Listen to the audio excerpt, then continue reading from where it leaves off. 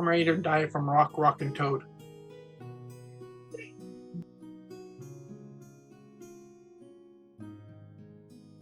All right. There we go. Now we have audio. Sweet.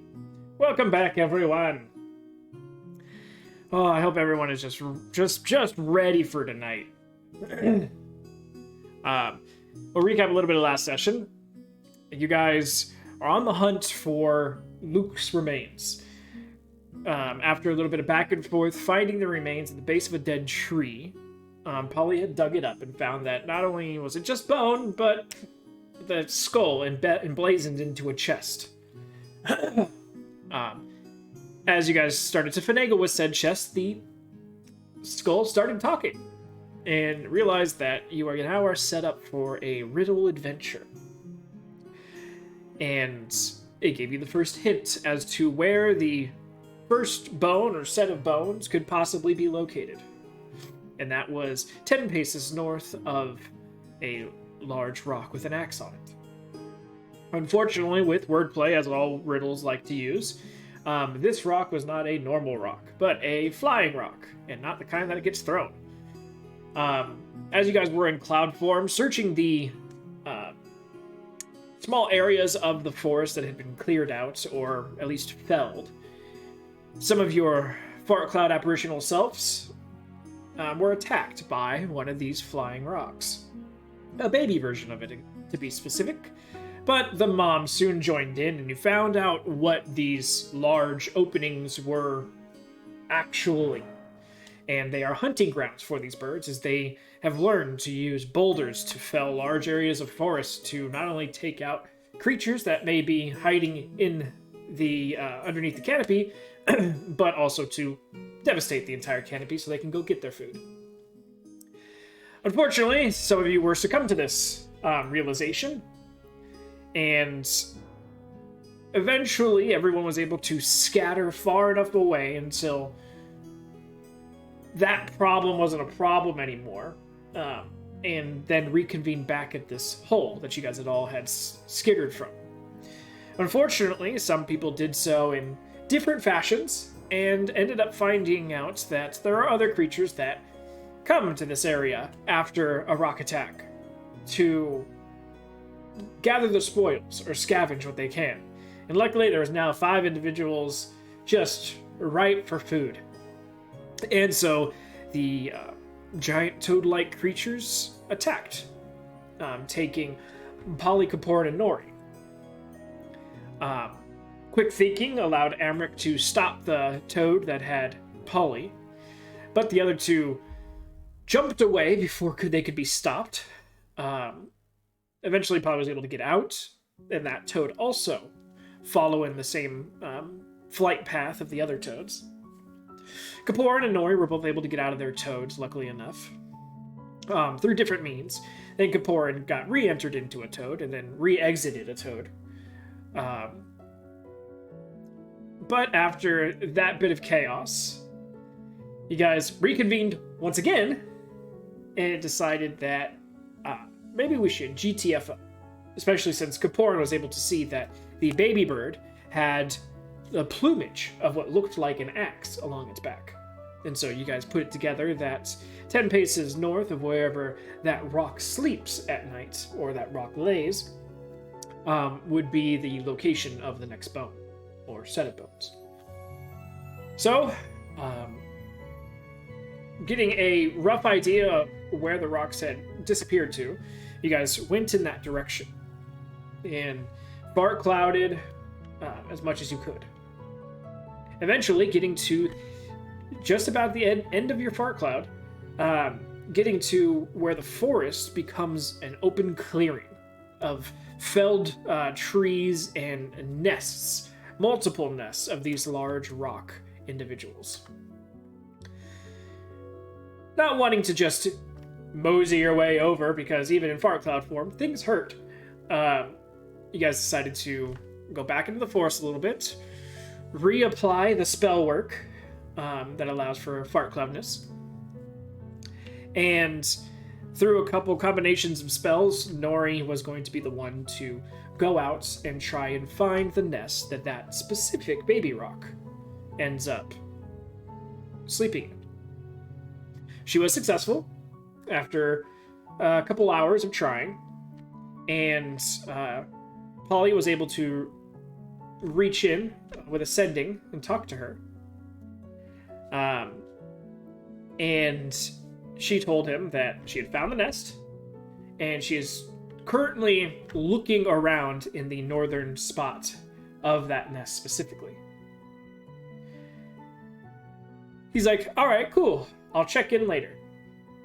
And Nori started her drunken grid pattern of trying to figure out where 10 paces north would be. Unfortunately, during this process, she found it. It wasn't quite the it she was expecting and ended up falling down, down, down. Over a minute and a half of a pretty steep slide as she fell down, plus an extra 100 feet of open air. Unfortunately, she was not a flying snake this time. Remember, I clarified that part. But she impacted the ground and found herself in a massive cavern as a large light switch turned on. She hid for a few minutes and then turned back into fart cloud form and started moving around the room, quickly activating what seems to be multiple different sets and styles of traps down here. Already taking out one column, and at the last moment, she had activated something, and she heard different amounts of howls echoing around this large, vast underground chamber. She OD'd, and then we end the session. So, we are going to come back after the 2-hour mark for you guys. It was only an hour. No, it was 2. Oh, why would it take her an hour to do all that stuff? No, it was she found the nest in about 2 hours because in snake form she can only go so far so fast, and she had to check every nest, and she had to actually go. She also told me that it was like the middle. The nest was in the middle of everything. As far as she knows. I mean, she doesn't know the full expanse of... But very true. As far as left to right, yeah, it's somewhere in the middle of that. But she doesn't know depth-wise how far down it is.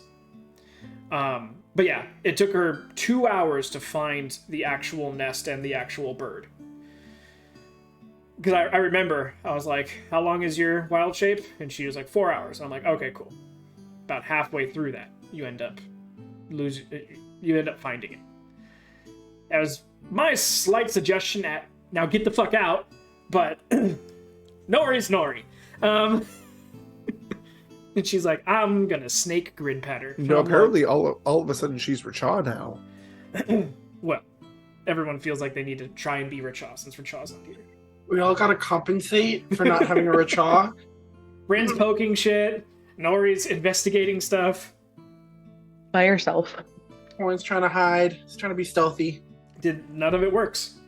But nevertheless, at the 2-hour mark is when you were able to contact her. That was right before she did her gridding.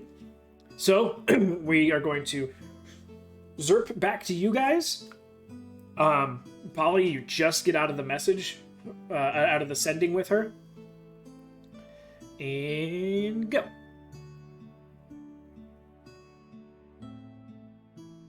So what'd she say?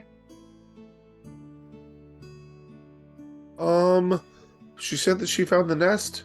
It was kind of in the middle of all the things.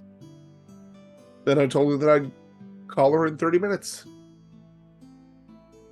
An hour. I said 30 minutes. I remember that because you said you have like 19-something minutes. Well, yeah, because you... Remember, we're going back in time half an hour. You said you would call in an hour at the 3-hour mark. And... It's because you... What? You said you called after she had gone into the... She had already fallen into the hole. Yeah. Cavern. You wanted to retcon. And you wanted to go back, yeah. So at the 2-hour mark, she found the nest, and you called her pretty much right after that, or at least timeline. That's what we're doing. Yes. Then she gridded for half an hour trying to find the hole, and then she. I didn't think it took that long. No, yeah, she took over about half an hour to find, because she's a small snake and she's trying to do a decently large Okay, circle okay. of a grid. Yeah, She was it trying to a figure out very. what I 10 apologize. pieces. It was a very long night last week. No worries, I understand. That's why I'm just clarifying for everyone too. So it was half an hour till she found the hole. She fell in, waited 10 minutes to see if anything attacked her, turned into a fart cloud, did like one pass and activated like a shit ton of traps, and was like, oh shit. So that's why it's a little under 19 minutes, because 30-minute grid, 10-minute 10-minute wait in the hole, and then a minute of turning back into a fart cloud and moving around. Because you said you would call it an hour. So she did about 42 minutes worth of stuff. But we're going back to the 2-hour mark for you guys.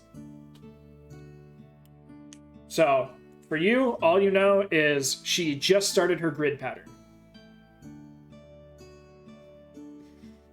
That's where we're starting this session for you guys, because after that, it was all Nori. So retconning stuff. Okay. To a degree. But you guys can't have any interaction with her during this time.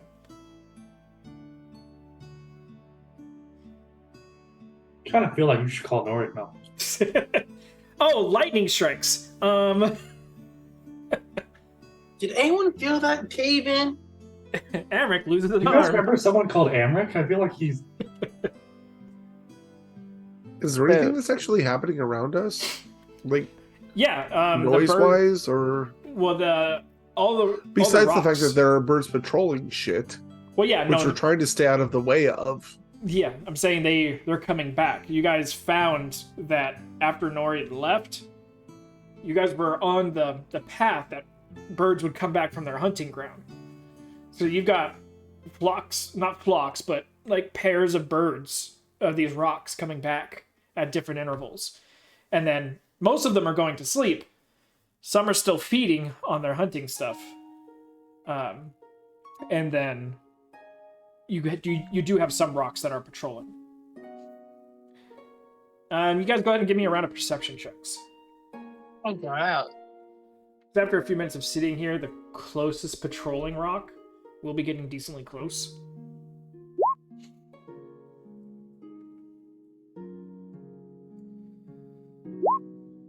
Round of perception checks, Polly.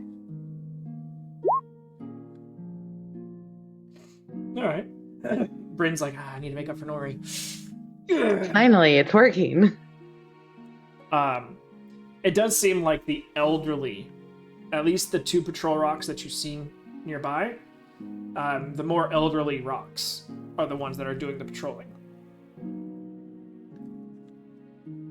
So, you're getting a sense that this is some sort of slightly more advanced beast community. It's either you help or you die.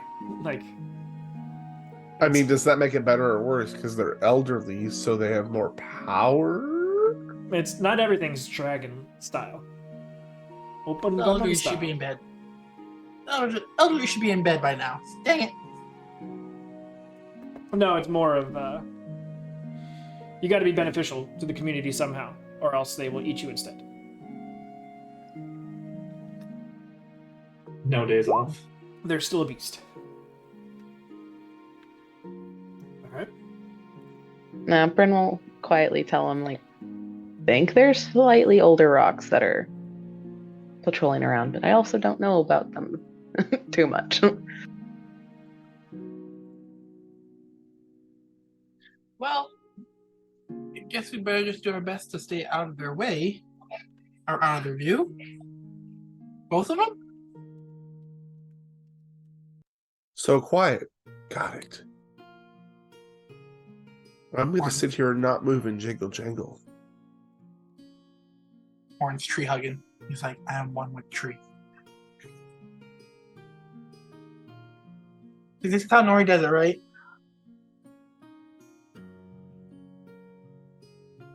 How No, it's far away not. were they when they were patrolling and stuff? The closest one to you would be about 200 feet. Because you guys are about a good 40 feet into the forest.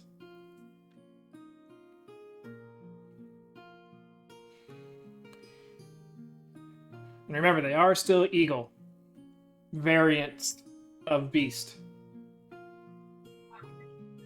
Eagle? Oh, Rocks, the rocks? carry Rocks, some of got the yeah, they carry some of the same bonuses that eagles do. Is there like a lot of They have like, a really high perception. is there a lot of like ground brush or like bushes in this area, or just mostly just tall Where you're at trees? is the forest. You do have a plethora of bushes and shrubbery and such. Highest one's getting to about 10 feet tall. Is there any way that we could, Kaporn's trying to like rickshaw build a little place for us to sit under, so it's not like it's exactly if you look down at the top you could see people. Make a survival check.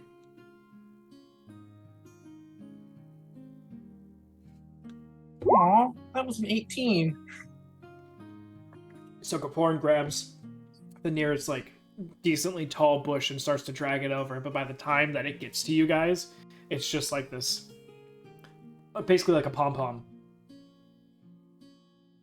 And you look back and you realize that it wasn't all like really a solid bush, but like a couple bushes growing on top of each other, and you just destroyed it as you started to drag it.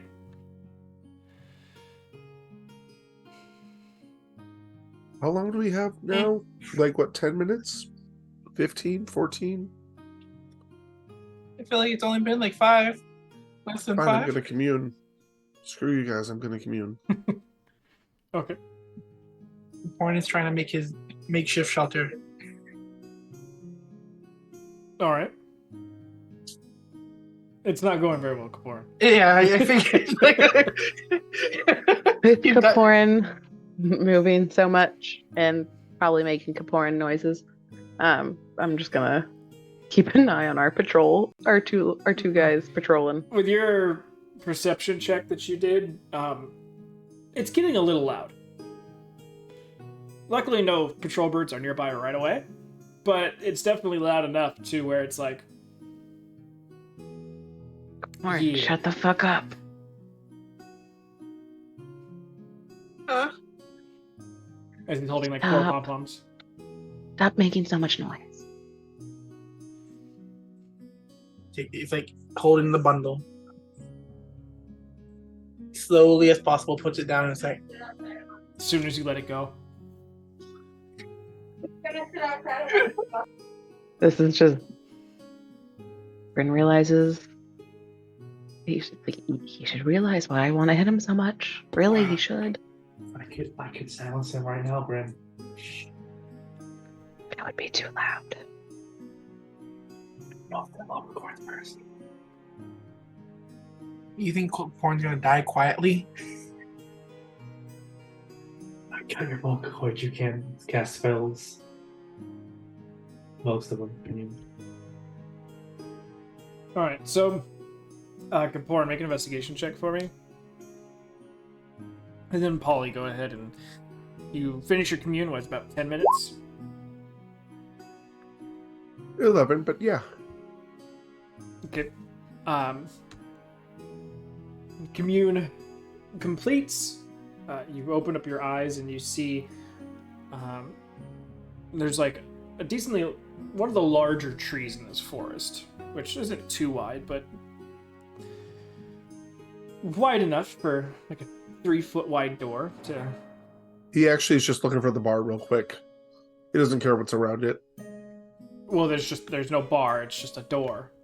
Oh. In the tree. And there's a sign hanging from it. It says "On lunch." Damn it. Doing commune too many times in a row. I get it. I know. I just thought that it would be okay. Fine. And he'll wake up with a huff without making too much noise because he's heard Kaparin's noise the entire time he's been trying to commune. No wonder it's out of order. What happened? What happened? Didn't seem angry. No, I was trying to ask some questions and Kaparin's making too much noise. She'll Also, just I'm- like nod at that and go, "Yeah, that's just." So if question, it's been like what, like 15 minutes? If Nori found the nest and the hole, We don't know and about the hole. You don't know about the whole yet. Huh? The Oh, okay. bone. We don't know about the hole. Oh, we don't know about the hole yet. Okay. If Nori found the nest yet, shouldn't she be back by now? I mean, it took her 2 hours to get there. I know it wasn't a straight path, but it's probably gonna take her a minute.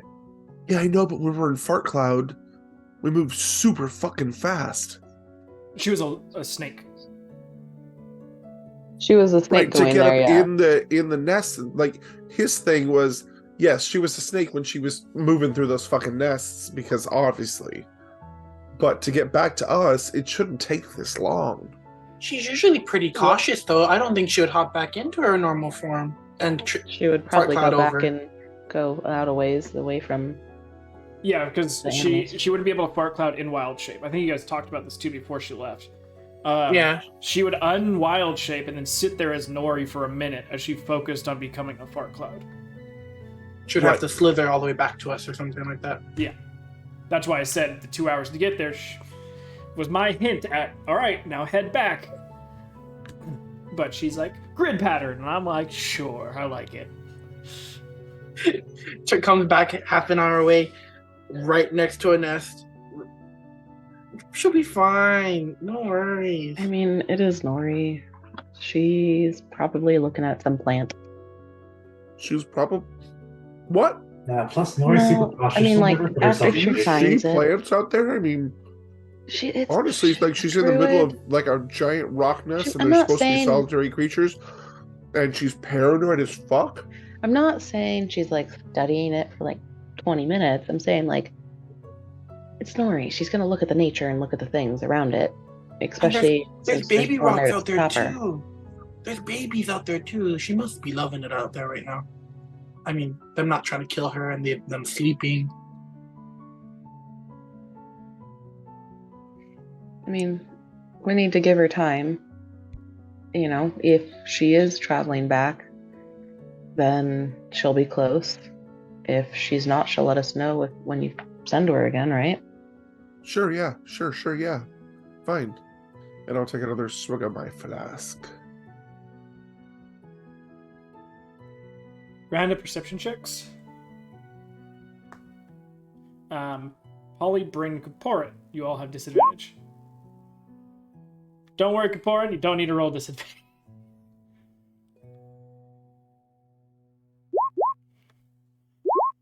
I don't know what's up with these rolls tonight.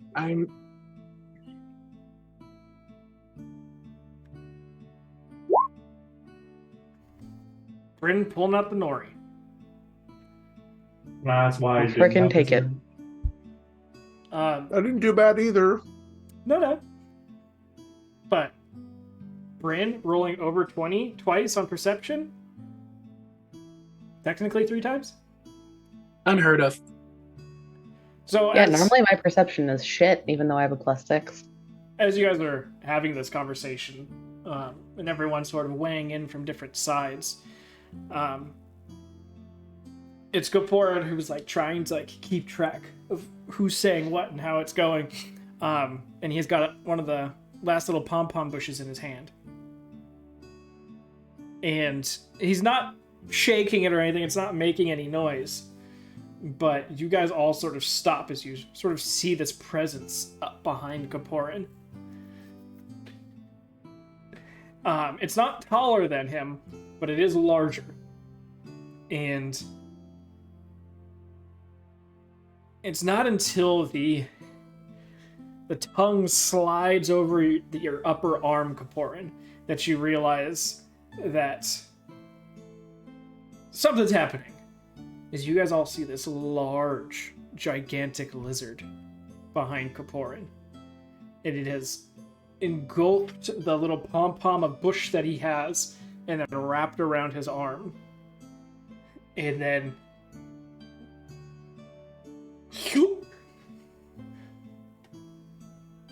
I need everyone to roll initiative. Oh no, a tragedy. We lost Okay, the phone. I have to extend from toads to reptiles. Thanks. So it's all R-related items. rocks and reptiles.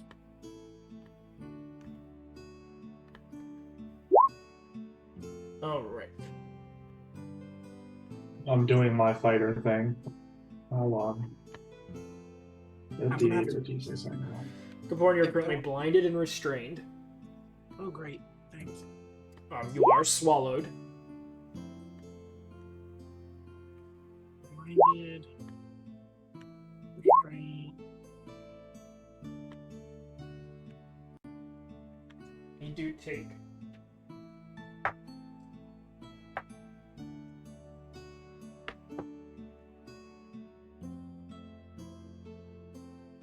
17 points of piercing damage. Lizards have teeth. Yeah, I was about to think. I was like, teeth? Yeah, you're no longer being gummed. I'm sorry. All right. So, as Kaporin disappears into this giant lizard, let me go ahead and pull us over to the map.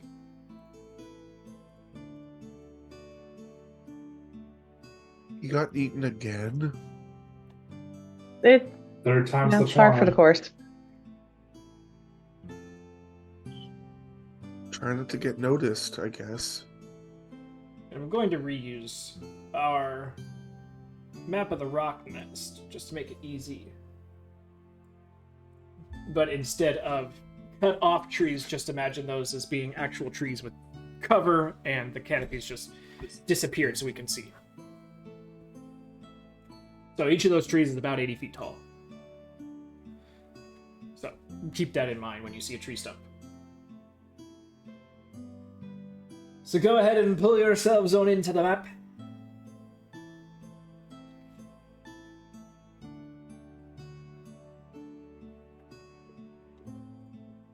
Big Polly. I don't know why it always pulls me in so big. Because it got saved like that. It's fine. Giant Polly. Polly uses Mega Evolution. Alrighty then. So we all roll initiative? All the initiative's done? Only 4 of us. Makes it a little easier. I know Amric and I get to do rollies. Did you roll a 20? No, I rolled a 16 and so did you. I used my fighter thing to give me an extra D8, so I have 20. Oh, okay. Fine. You were so excited. So I was, I actually. wanted to go before the lizard. 16 is actually really good for me.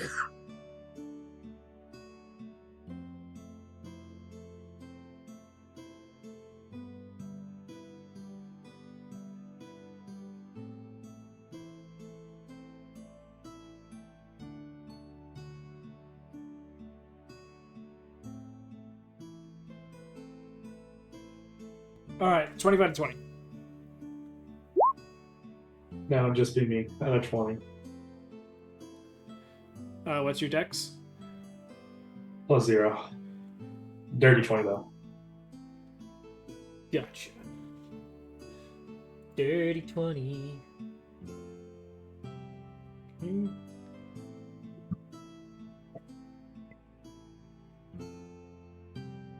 Alright, 19 to 15. 16. Alright. 14 to 10. Begins at a 14.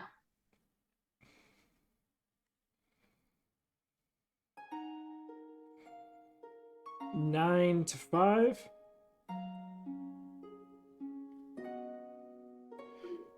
Good job, Kaporin. Yep, I had a 4. Kaporin at 4. Bringing up the rear. I was just that surprised when I got swallowed. Yep, yeah, I mean, For the third time in 2 days. I think this is the first time this has ever happened, so this should be interesting. What? So, the start of the round. Amric, you are up. And you also notice that other things are moving in the forest, not just this lizard. Cool, love it. How far away from it? How far away from it are we? Yeah, sorry, let me make sure I put everyone at the correct spots. Boom, real quick. There we go. Alright, so you guys would have been having a tight conversation, but Amric would have been farthest away from Kaporid. Let's be fair. Lizard. Okay. About there.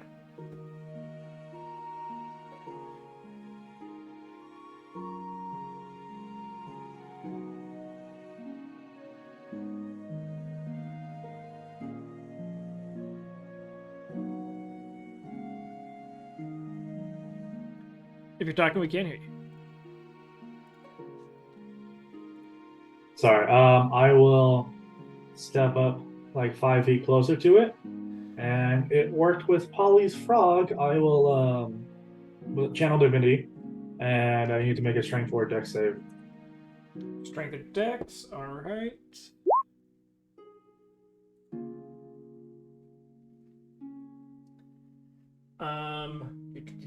That'd be an 18.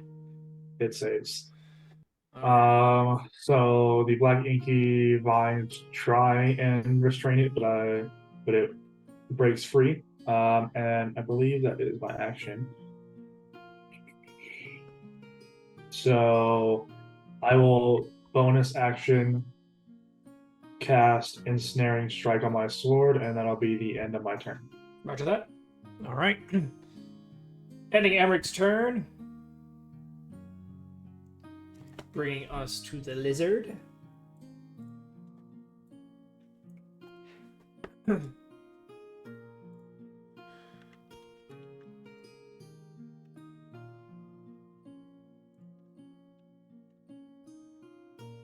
Polly. Yes. Can you go in? Actually, no, this one's a straight attack. That is going to be a 19 to hit. I hate you. Okay, I guess that hits. There we go. Okay. So that is only 9 points of piercing damage. And you are currently grappled. Am I in its mouth? Yes, you are in its mouth.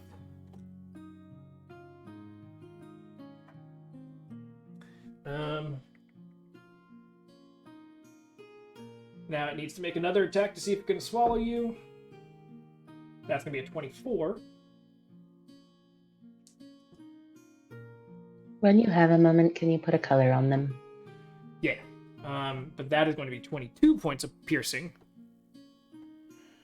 And you are swallowed.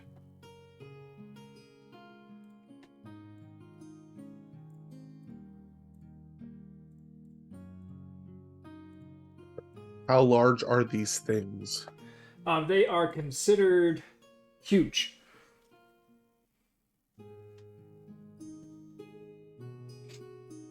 Alright. But that's both of its attacks. That ends its turn, bringing us to Polly. So it's large enough that I can swing the fuck out of this mouth. But you're swallowed now. The first, Right, it's huge. Yeah, the first attack you got in the mouth. The second attack, you're in the tummy. Can I swing my hammer or not?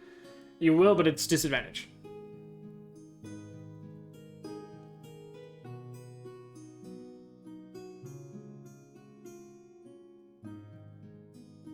In Kapoor, since it got you on the surprise round, you don't take the acid damage just yet.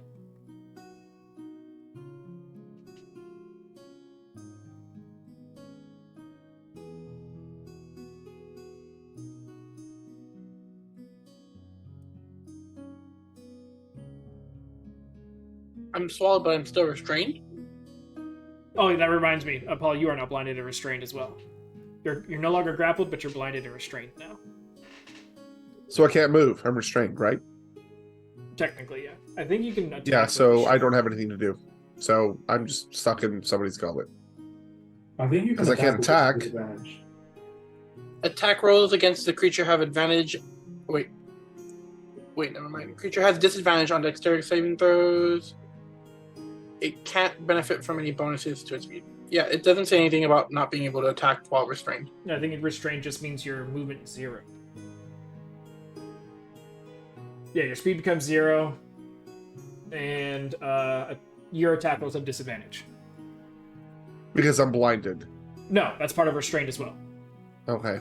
Yeah, I mean, I can't cast anything because apparently I'm supposed to be healing and not killing, so I'm going to attempt to hit it. All right, go for it.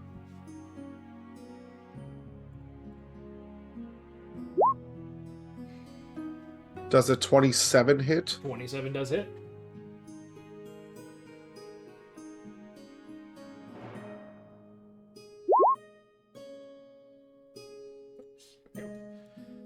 Um,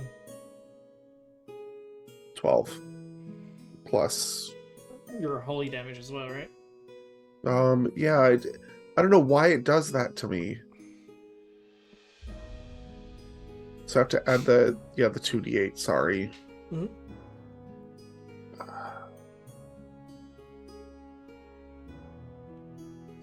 Plus 15 radiant.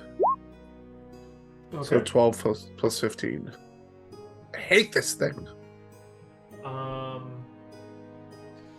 So 31 altogether. It is able to keep you inside. I hate this.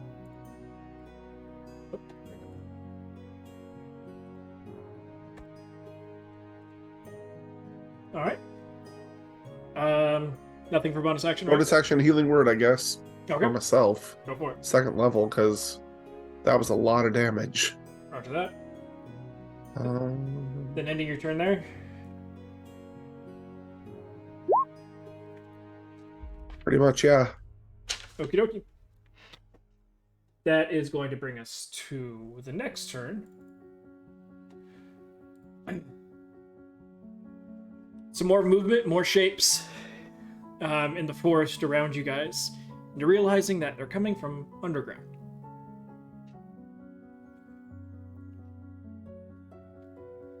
As these shapes were a bit too large to hide just being in the forest alone. So they must be coming from somewhere. And as you're starting to see the movement from around in different locations, you realize that one of the locations is the place that Kaporan ripped the bush off of. And the other large 10-foot bushes seem to be hiding other holes and entrances to some sort of underground situation.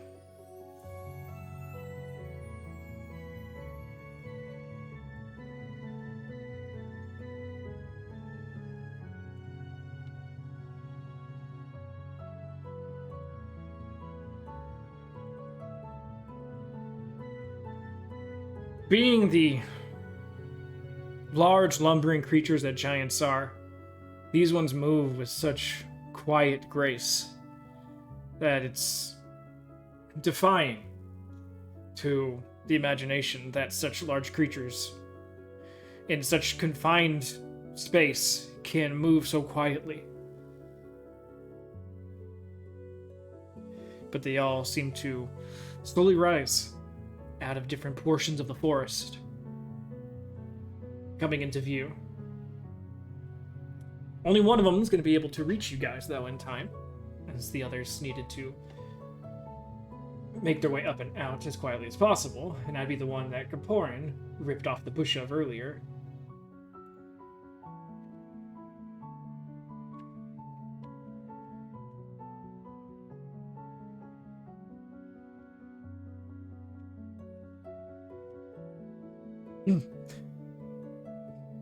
The lizard sort of moving as if a battle buddy to the giant. The giant seemingly being able to walk, and the lizard magically moving itself around its footsteps so as to not obstruct its fellow combatant. the giant gets within range, as it does have a 10-foot range.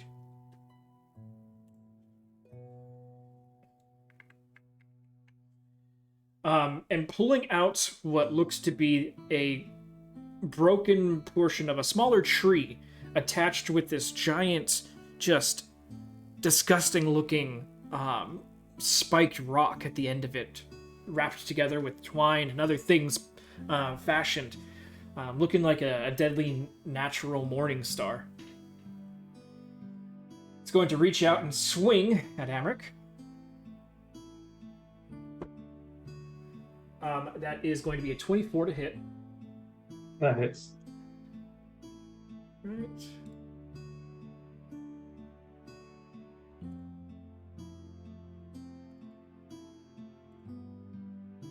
It doesn't want to roll for me.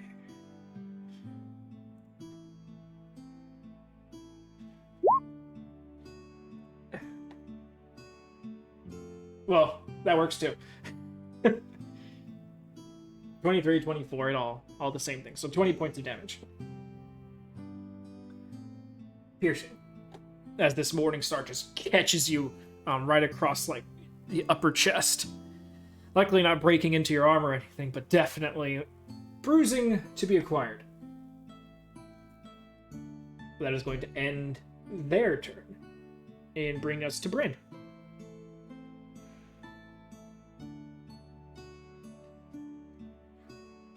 So fun.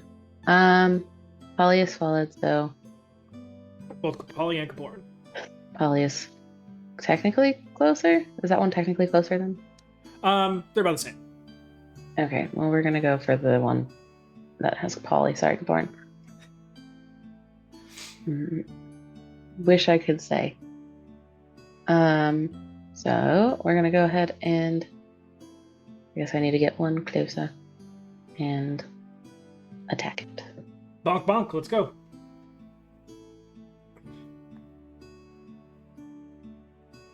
I don't think it's 12 hits, but I could be wrong. Unfortunately, no, that does not hit. Okay. One, Once more into the breach. two. That'll hit. Hey, the button wanted to work today. And you have your shield on you, right? Mm-hmm. Alright, so 17 points of damage. Mhm. Okie dokie. Oops. It holds Polly. My pen. And No. did you lose your player killer die? No, my pen. Oh, the pen. And once more, please. Once more. If you can. You can.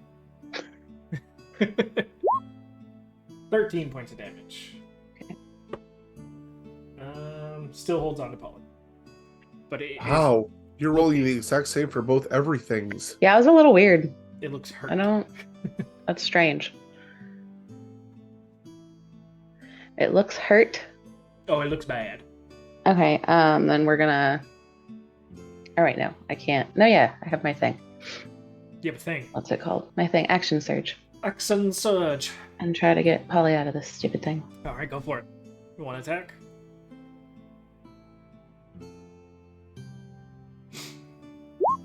That'll hit. And that is enough. Oops. So, say that it is dead currently, but Polly's still inside. So, because I would still get my 2 other attacks. Yeah, but Could you would need to move. You need to take a step to attack. I'd say in this fashion, since you're not trying to do anything else but attack in between, you can. So it's basically like hitting the lizard, taking a step, and doing your other 2 swings. Yeah, So, but like, would I be able to somehow like use the attacks to try to get Polly out?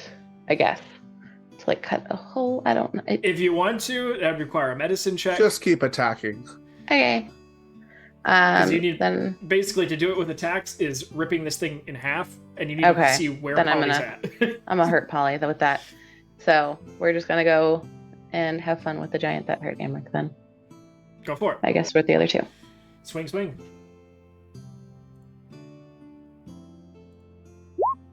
That'll hit. That is weird that you keep rolling the same thing. It's the same again. And it's not like you're rolling the same thing or anything. It's a D10 or a D8. Well, and it didn't happen the last one because it was 11 the and 14. or no, 11, 13, yeah. yeah, 11, 13. So it's not every time. It's Alright. just So I 15 don't know. points of damage. Let's see if we can do it again. Uh, Not gonna be able to hit. Last one's a 13. that misses, unfortunately. Yeah.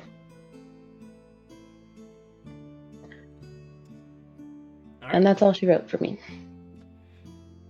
Hopefully not, but we'll see. Well, not for for right now. End of Bryn's turn. More movement in the woods.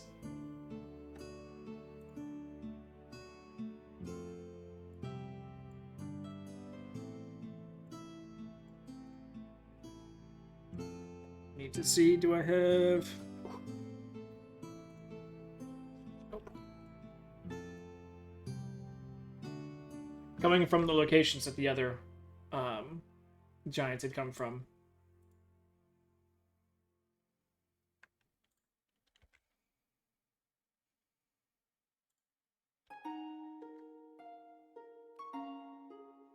These much larger lizards pull themselves up and out of the holes now cleared out by the giants.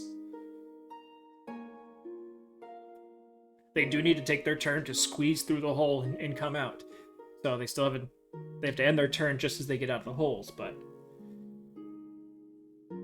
It's not looking good.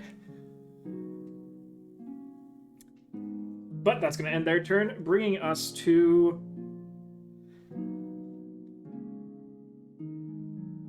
one more bit of movement in the forest.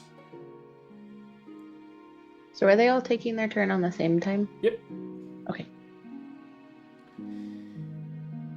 Coming out of one of the closer holes, another giant enters.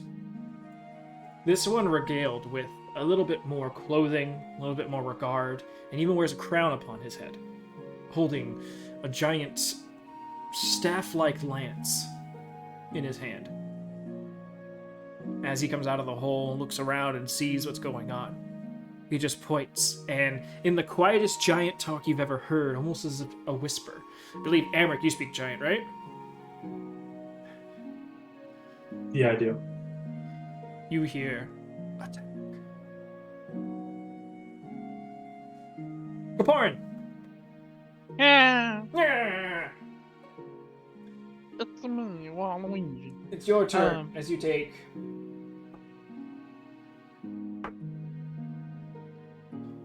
13 points of acid damage. Yay! Do I have enough room to pull out my sword? Yes, but you are restrained, so sword attacks. Disadvantage. Okay, I get 2. 2 away. And I will be brandishing the second one with booming blade. Okay.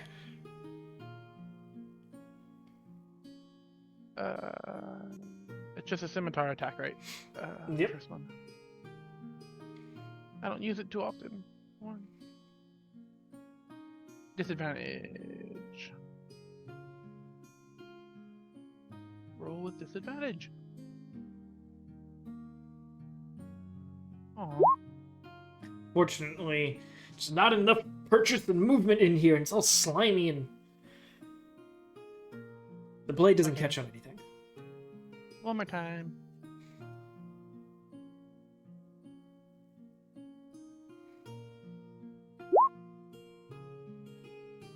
That does hit. With blooming blade.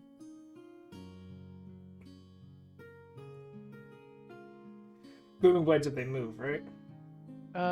They take a first attack of 2d8 with the brandish of the attack sword, and then 3d8 if it decides to move 5 feet. I can throw that in if you need to look at it. No, I got it.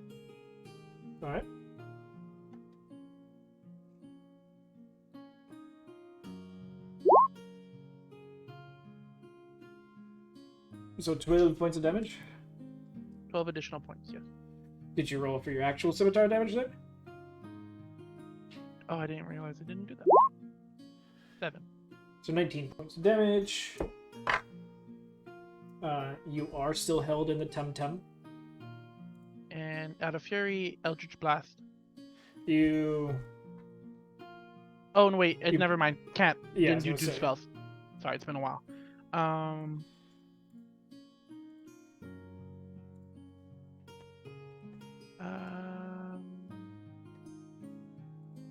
Then... Oh, I should have done this first. Damn it. Bonus action, Spirit Shroud.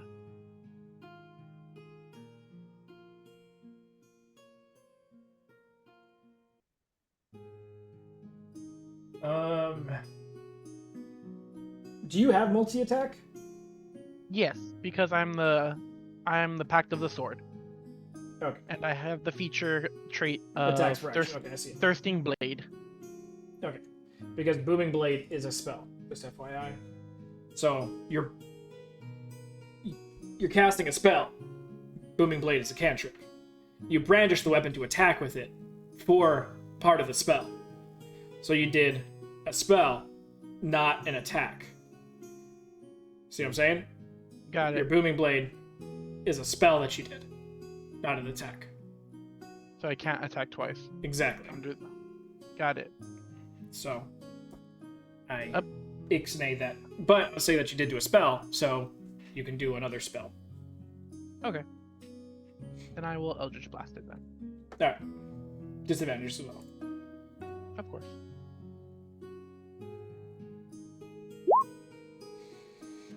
Okay, One. hold on. We gotta address the elephant in the room Sorry. there. Go ahead and roll the damage for the first one. Hey, Val, Yeah. he actually does attack. Booming. I wasn't sure. Booming Blade Yeah, does say you it brandish takes the weapon attack using the action. spell's casting and make it a melee attack with it against one creature. But you're still within 5 casting a feet. cantrip to do the attack. He's not making the attack action, he's doing a spell. And as part of the spell, you get to attack with it. It's not saying you take the melee Right, no, he attack. doesn't get his other attack. Yeah, You're yeah. right. That's what But- that's what we were talking about. Is that extra? It's still a melee attack but Okay. it's a spell being used to do it. First one was a 13. Okay, I need you to roll a d20. Got it. And you can add your Constitution modifier. +2, so it's 18. 18. Okay. So, the Eldritch Blast goes off, and it's dark, you're blinded and restrained, you shoot up the Eldritch Blast, you take it full in the face. It bounces off something on the inside of this creature's stomach, and drops you full in the face. Luckily, you're resistant to force damage, so that's halved. Bludgeoning. Oh, bludgeoning damage, never mind. Okay. Yeah, So you so- take the full 13 force damage to the face. And now I need... Okay, so your second attack's not going to hit either. This Eldritch Blast. It's just going to fizzle in your hand. Luckily, the AC for this creature is 14. Plus the 18 of the d20 and your con modifier that you just rolled makes the AC 32. Luckily, you nat 20'd, doubled, and hit this 32 AC. Wow, that was lucky. Yep. So go ahead Okay. and roll damage for it. Got it. Why did his roll make it go up? That's his effective as nat 1. Basically, he's like... The lizard Gotcha. was He able went, to... oh fuck, I can't see anything. He's able to... The lizard was able to It take was his... him attempting to not rub his face with the hand casting Eldritch Blast. And he's got a sword in the other hand, so it's real difficult. All right. Did that multiply it? No, it didn't. Because it's gonna double it, so that it is 8. Oh no. Okay, yeah, I forget. It rolls the critical damage separately. Yes. So 15 points of damage altogether. Yes. Which will make the DC for the creature 15, which it fails, and so Kaporn, you get spit up. Bleh. Woo. But it will take 15 damage. Alright.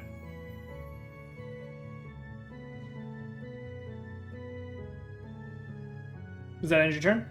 You have movement now. And you're no longer blinded, so you can take off your conditions.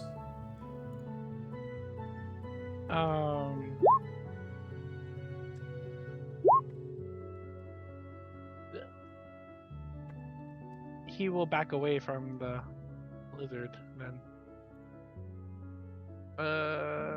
Actually, nah. I'm sorry. It's fine. Alright. Ending Kaporin's turn brings back to the top of the round. Eric, you're up. Could I stand up? Am I on the floor, prone? Yeah. I'll say you can stand up. Okay, thank you. Sorry, I didn't think. No worries. Alright. Time to do my stupid thing. I am going to put the tip of my sword on the ground like I'm resting into the ground. Uh-huh. And matching the giant's volume, maybe like a tiny bit louder so it carries to the creatures in the back. In giant, Emmerich is going to say, and I'd like to make an intimidation check. Okay. Retreat, or we yell.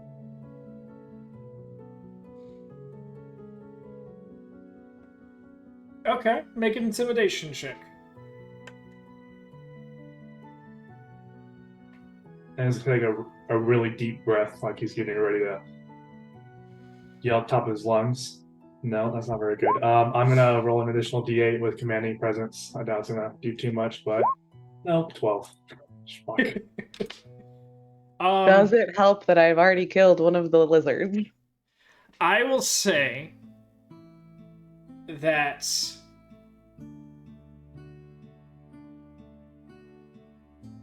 the giant near you can hear it.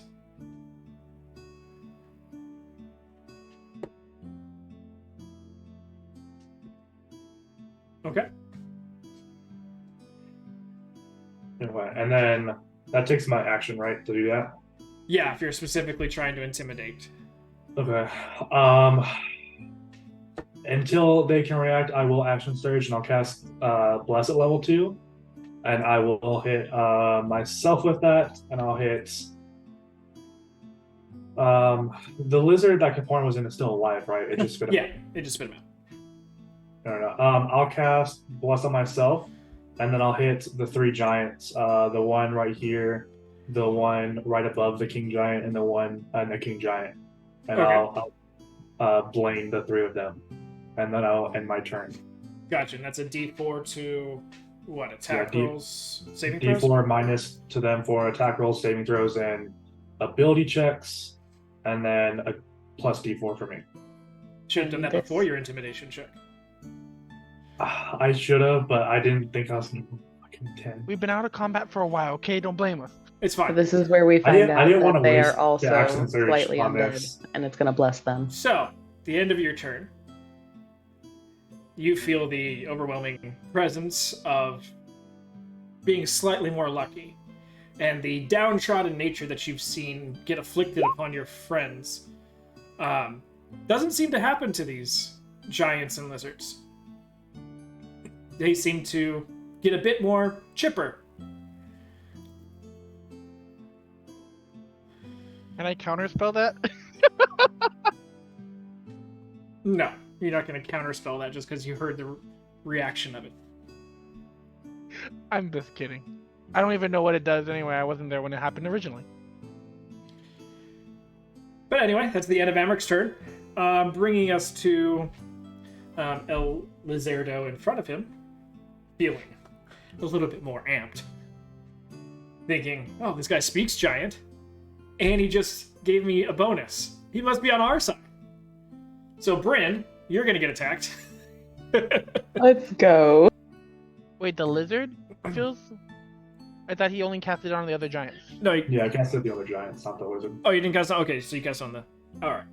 So, oh yeah, I should probably color code these guys for you. Thank you. You And can all of also them are drop it going. whatever you want. All of them are going on the same round, right? So it's like the lizard, well, duo, and then the giants, and then the bigger lizards. Yeah. Or they all have their own. Okay.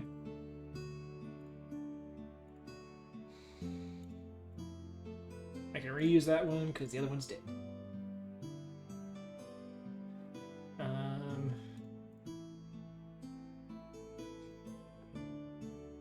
Okay. That brings us to this lizard, and he is going to attack you, Bryn, with a bite. That's going to be 26 to hit.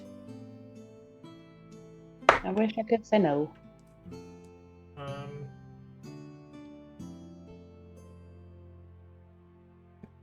It is 20 points of piercing damage. Then you are grappled.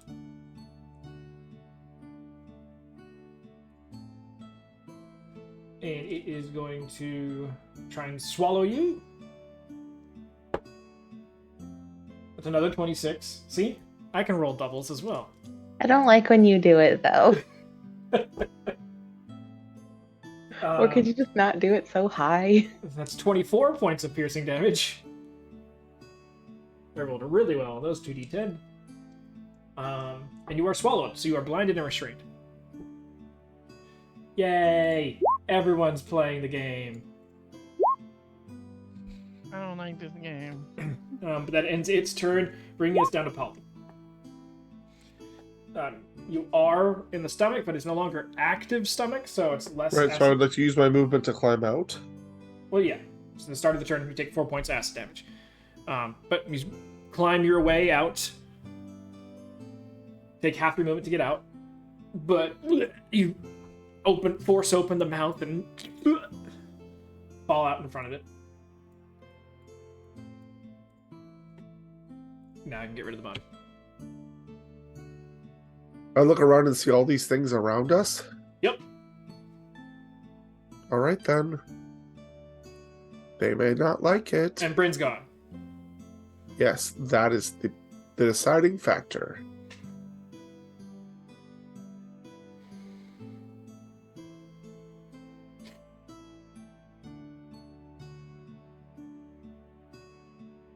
I'm using this because of the wording, but I will cast Sacred Flame on the largest giant. Okay. And I don't care if it hits or not, he can save or not, but it's this flame-like radiance descends on a creature that you see within range. Which means it's coming from somewhere above the trees. Well, it's not like a holy beam of light that comes down. It's more of like a... That's exactly what it is, actually. It descends. There's other... It's working. I mean, I can make it bigger. I can go Guiding Bolt if you'd like me to do that. But it just shoots things. It doesn't descend. I know, but it is also a cantrip, so it's not a holy fucking triumphant beaming of light from the sky. It is like a type of little thing. Fine. Guiding Bolt level 2. Okay. Guiding bolt it is. Natural fucking 20, bitch. Alright, go ahead and Let's roll go. And you're doing it on the giant that's closest? The biggest giant, which means the king giant, apparently. Is he the biggest giant? Well, they're all the same size, but yeah. If you were trying to find something different about him, he would stand out. He's right in front of me. The pink one is the king giant. So 42 radiant damage. And the next attack has advantage. Alright. Best second level spell ever. Have we all rolled at least one nat 20 at this point?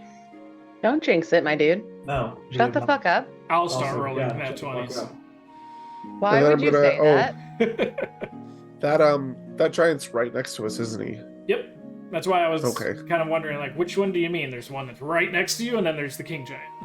No, I crawled out of the mouth, so it would have been the one right in front of me. And then Oh, so the I want orange to see one? if I have bonus. So the one right next, like, right next to you? No, the one right in front of me is the one that I hit. There's In front color. of you, Color. as in- Tell me which colors. Okay. Because the lizard was like Right there, I Oh, he crawled out of his literally mouth. crawled and, out of the mouth and went, "You."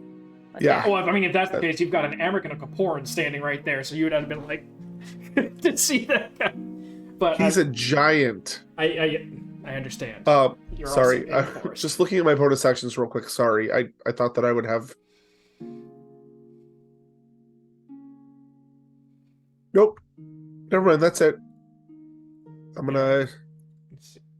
I can't move out of the way, so yeah, I'm gonna stay where I am. All right. Ending Polly's turn, bringing us to the Cloud Giants. Yeah, Amric said that, and this one was intimidated, and then Polly attacked. So, Polly, you're getting the brunt of his attacks. So, you're getting 2 attacks at you.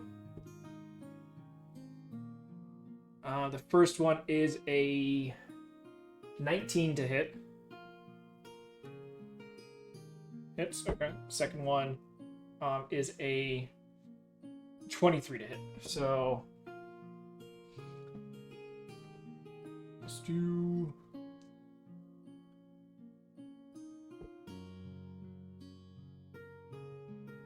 First one is 25 points of piercing damage. Second one is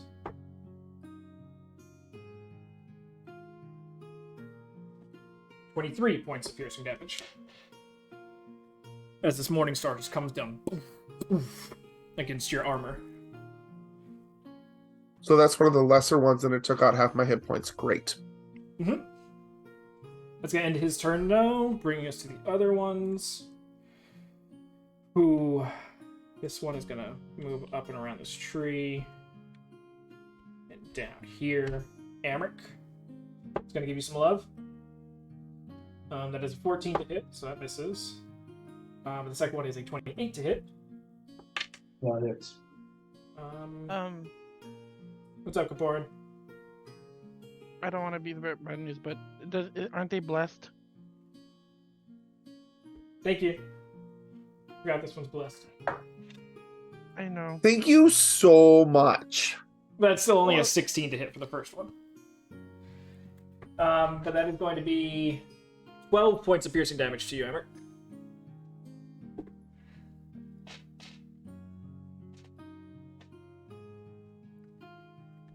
And bless, is it concentration? It is. All right, so con I'm saves. almost certain this. Let me actually check. It is. Oh, goody, I keep it. All right, then we're gonna bring us to the other guy. Who's gonna move here Did you purposely drop concentration on on? his turn. Yeah. Yeah, my turn. The green one was not blessed. I can tell you that one. No, but it's got advantage now.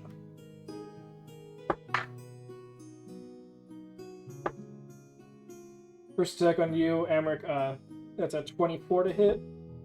Yeah, that hits. Second attack on you. Almost a nat 20, but that makes it a 31 to hit.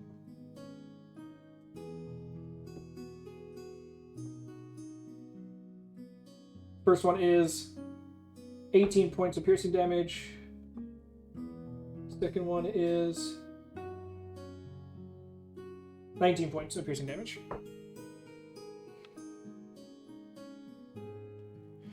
It's going to end his turn, bringing us to Bryn.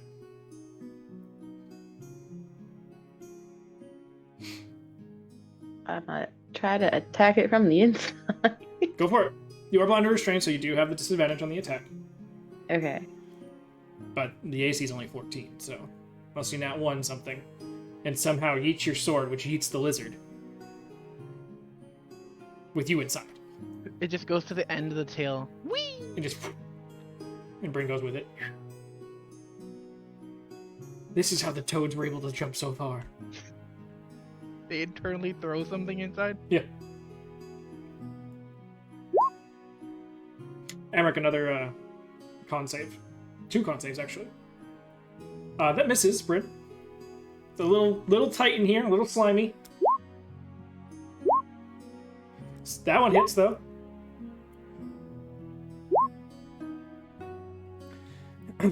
All right. So 12 points of damage to that one. And then see if it holds you in. It does. There's the nat 20.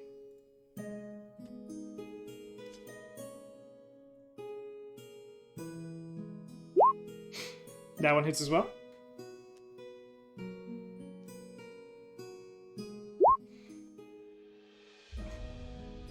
And Bryn gets spit out. Kapoor, deck save. Great.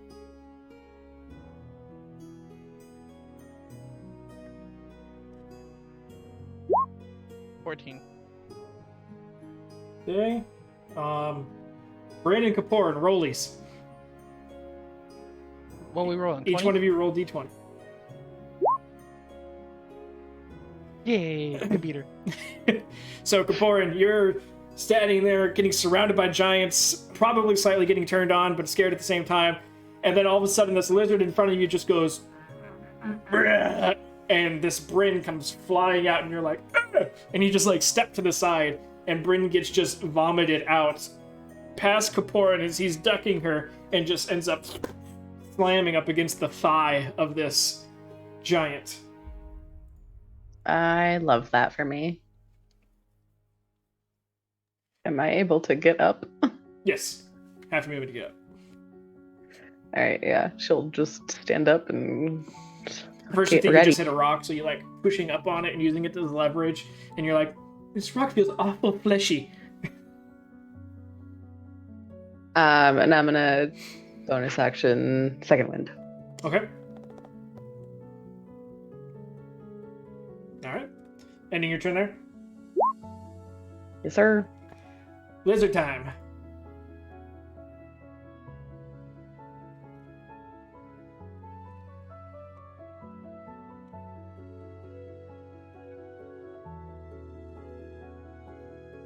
Smelling of lizard insides makes you smell like the perfect snack.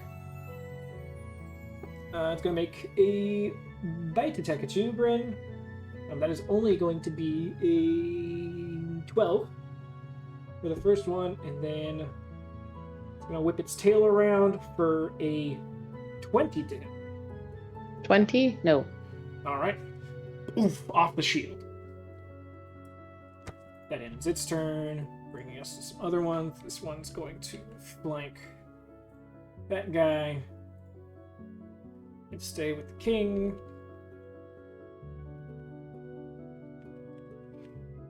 And this one's going to come around the side here.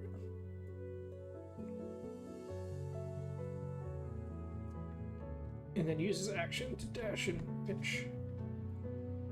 Alright. It's going to end his turn and bringing us to the king. King is going to hep.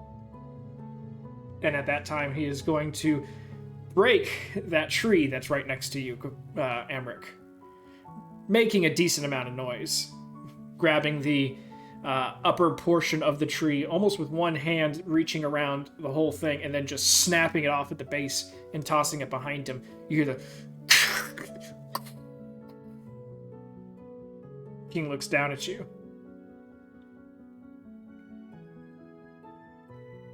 Go ahead and yell. And he'll end his turn. I need you to make an insight check, as he's going to try and intimidate you. Did he say that in giant? Yep.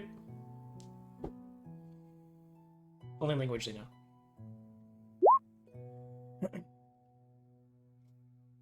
Yeah, aren't feeling real great about that last intimidation check you made. If you were Brand and you had a little notebook, notes would be taken. That's going to end his turn, bringing us to Kaporn.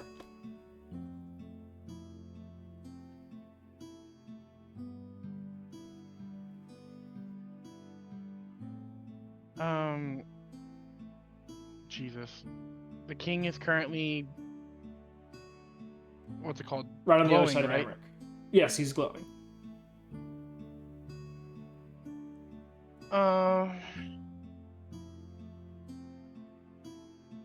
I'm going to attempt to banish at 5th level, of course, because that's what it's a 3 a 3-creature banish.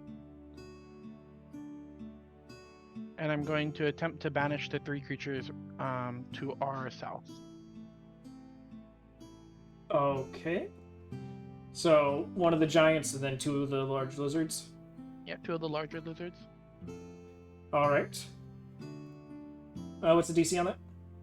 It must beat a charisma saving throw of 18.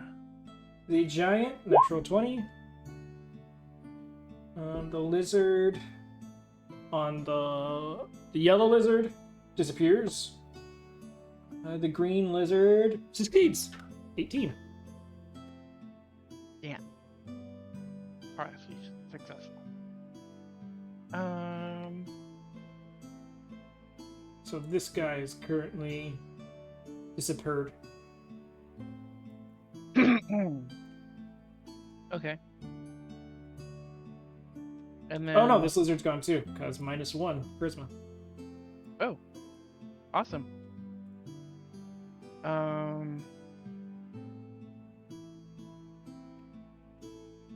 Bonus action, far step. Okay. How far are you stepping? I just don't like being in the middle of this.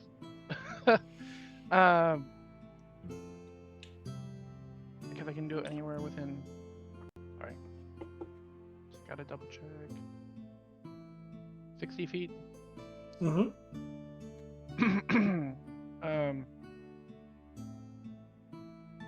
I'm going to. Can I get into?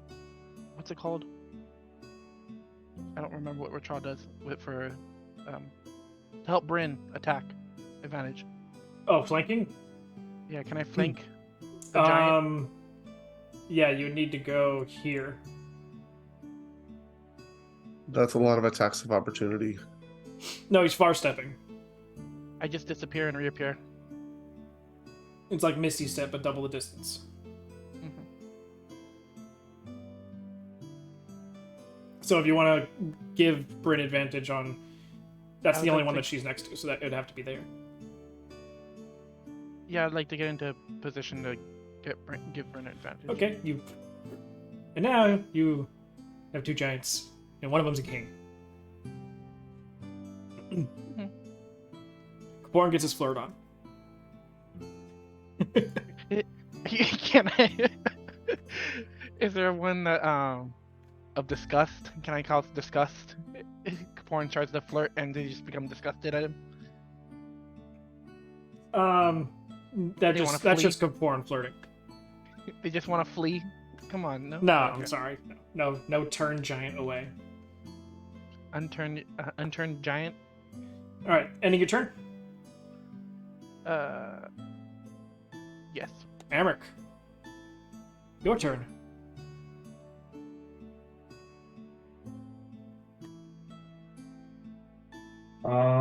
Well, I guess I'm going to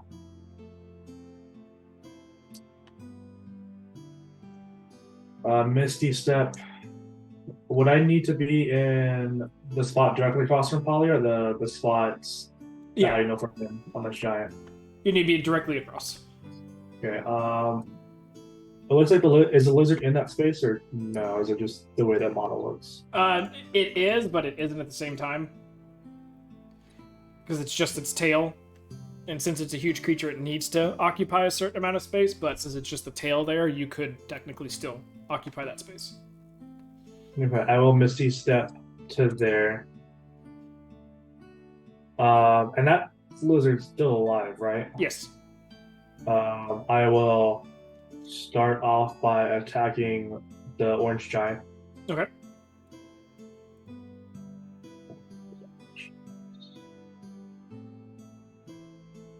Did roll with advantage and all the time. That was good. 26 or 27. Right? That hits. And I will add a level 1 Divine Smite onto that. Okay. Wait, that's. Remember, going forward, smites need to be yelled out before the attack. I can do it on the next one then. No, it's fine. I know this is our first real battle session coming back, so.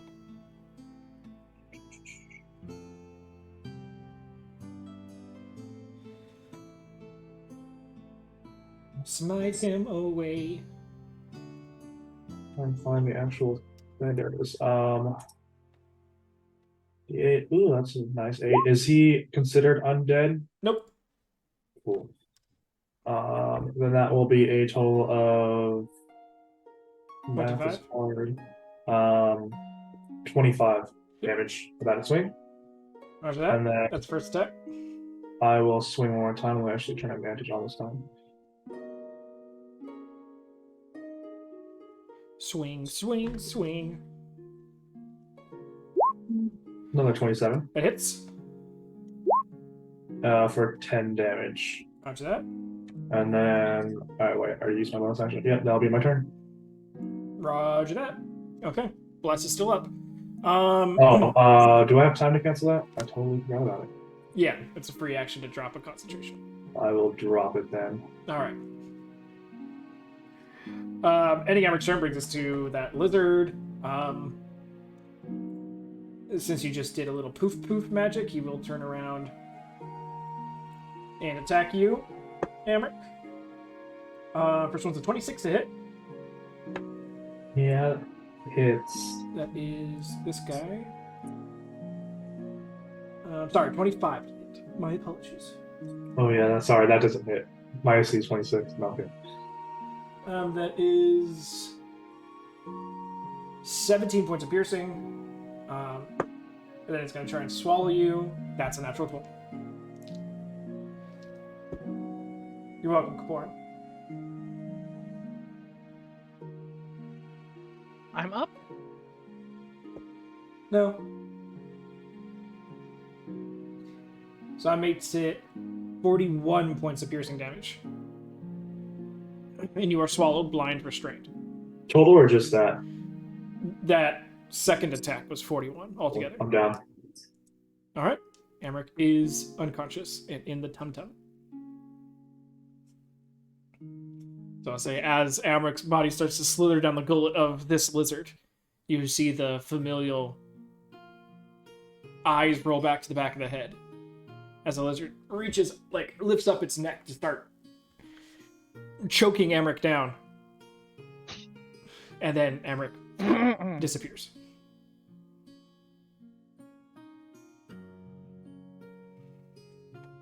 All right. Ending their turn. Polly, you're up. Question. Yes. Is an ability considered a spell? You mean like a feature and trait? Yes. It depends on what it is, because obviously, for fighters... Channel Divinity. I don't think it's considered... It depends on the Channel Divinity. I don't think it is, though. Okay. Then I'd like to Channel Divinity. I'd like to take 50 hit points of myself and give 25 to Amric. I don't have to see him to do it. It's just who I choose within range. Okay. And then I'd like to bonus action Shield of Faith on myself. Okay.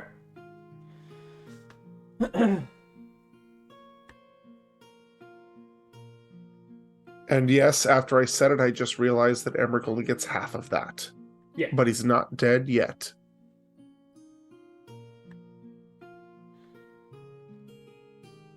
Yep, he's not fully undead. So luckily that back half of that Channel Divinity doesn't kick in. And then I will back up to Brian, back to back, hold my ground, and fucking hope to God something happens. And that's my turn. Alright, I'll give you this symbol, just to remind you have Shield of Faith on. Amric, you are back up with 25 hit points. But you're still in the stomach. Does he take the whole 25? Well, you said 50. You're taking 50. 50 for me and 25 to him. Oh, okay. So yeah, you'd only get 13. Ooh. Alright.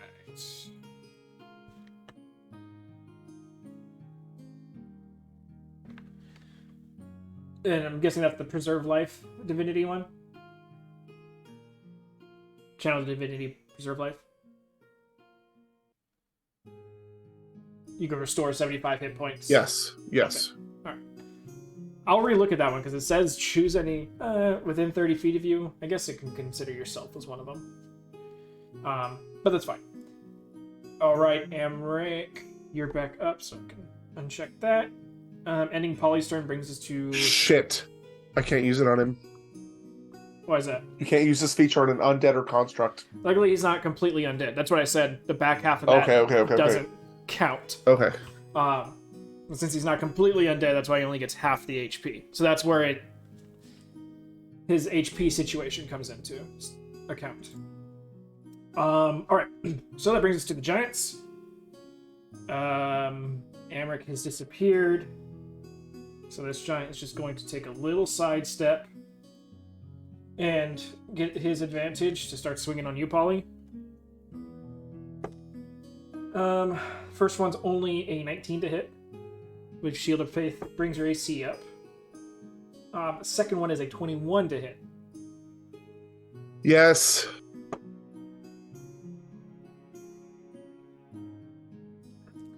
Whoops.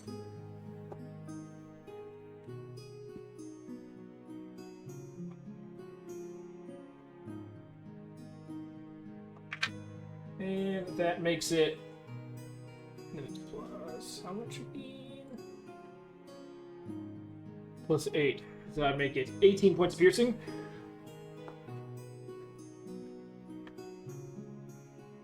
And that was both of its swings, so that'll end that one's turn.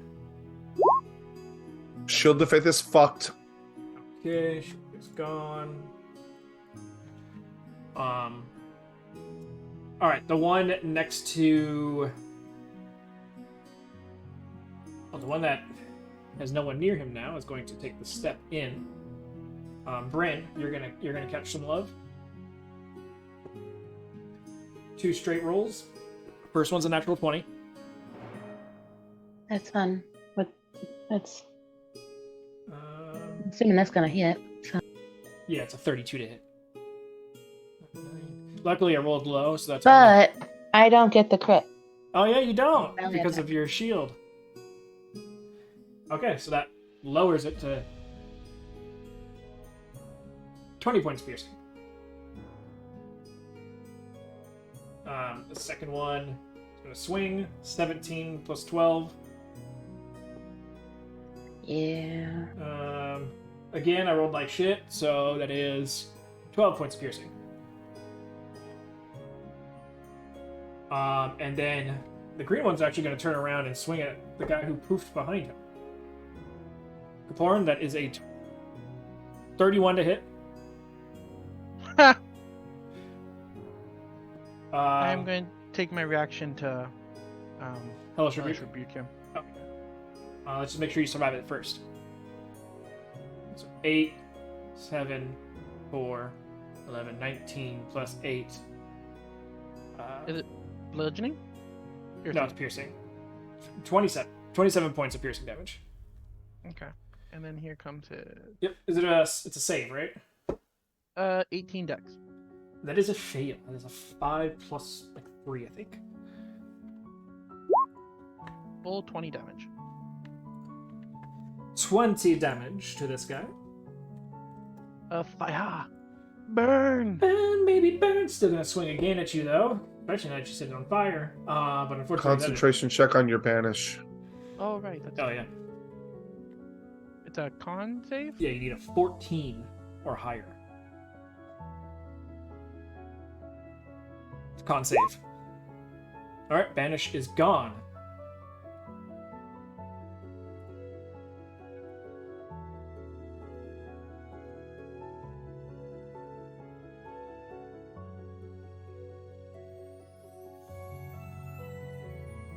So some friends come back to the party. I think he's right there. Whoops. What did I say? Second attack is only a 14 to hit. Misses. All right. Ending their turn, bringing us to Bryn. Oh, top of your Well, turn. she wasn't Bryn. expecting those guys to come frickin' back. Shit. Top of your turn, you take the acid damage from the Tum Tum. Oh, it's a 6. That'll save you a lot of damage. Me? She's not in a stomach. Oh yeah, she got spit out. Sorry. I got out. I was like, what happened? Amric's in the stomach. My apologies. Everybody's taking a turn in there. It's a little confusing, I know. This is the first time this has ever happened where it's been like person, enemy, person, enemy, person. Let's go ahead, Bryn. Because neither of those two lizards have been hit at all. Nope. Huh? As soon as they got into the fight, they got banished out, so they are sitting pretty. Son of a bitch. Alright. We're gonna... I don't want to fucking die like this. She's just gonna, like, just grunt that out. And then... Blur and haste. Alright. Yep. Bryn becomes Copy Bryn. Yep. Or just say And, Copy like- Racha style. Exactly. Just vibrating in place. And then I'll take my extra attack to swing at the green giant. Go for it.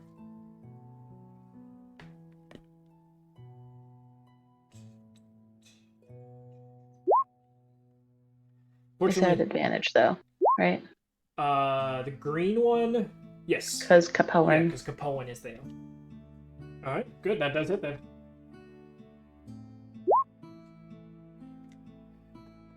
$15 of demo. I think I only get one extra. From Yeah, only haste. one extra attack. It's not a full attack action. Okay, cool. That ends your turn.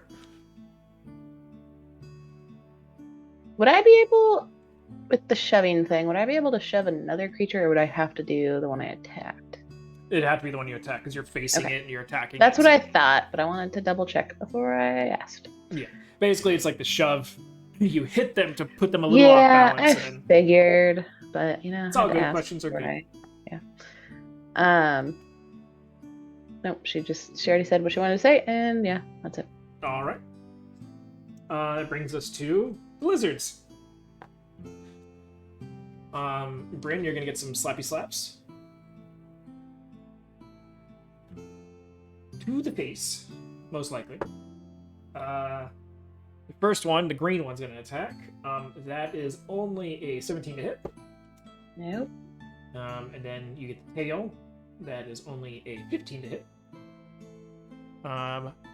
Then it's the bottom one.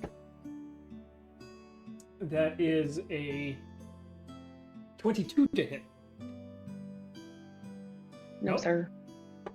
Alright, then the tail, that is only an 18 to hit. Alright. Those guys are done. Why doesn't this lizard have... Oh, it does have a color, it's just being hidden. Alright. So those are those, and this one's gonna come over here and have a tickle fight with Kaporan. It gets advantage because of the giant. That is going to be a 24 to hit. 24 to hit. Yep. Alright.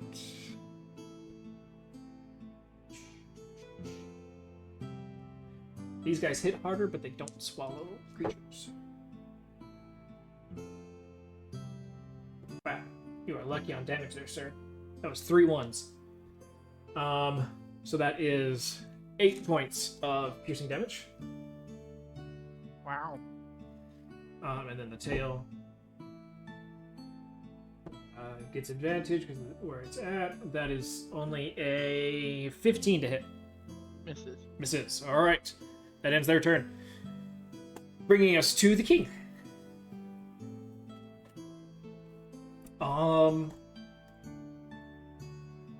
King is going to say something in giant. Only Amric speaks giant, right? Yep. Okay, Amric, you're currently inside of a lizard, so you can't hear what it says. But this lizard's gonna move out of the way. This giant's going to move out of the way. And said king is going to move. That looks fun. It is going to lean down to you, Polly. His arm's going to reach out towards you. and he's going to turn your shield so he can see it. He's gonna do what? He's going to turn your shield just slightly. He's gonna try to. He's gonna try to touch me, and he's not gonna. If you want to pull away, you can. You just I mean, trying to oh see wait it? a minute. Is that what you said? I've gotten my ass whooped by his creatures. Why the fuck would I want him to touch me? Okay, if you want to pull away, you can. It's fine. I'm scared to death. I don't. So I was about to bamf out with just Bryn, so that we would live. Go ahead. Literally, I was about to word of recall. Go ahead and roll either a acrobatics or athletics. Can I roll insight first to see what this guy wants from me? I would say no, because he literally said something to giant. People parted, and he came down and started reaching for you. That's when you sort of just and pull away as he starts to reach for your shield.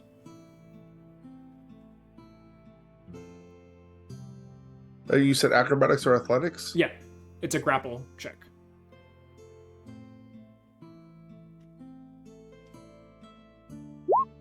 He's going 22. His athletics,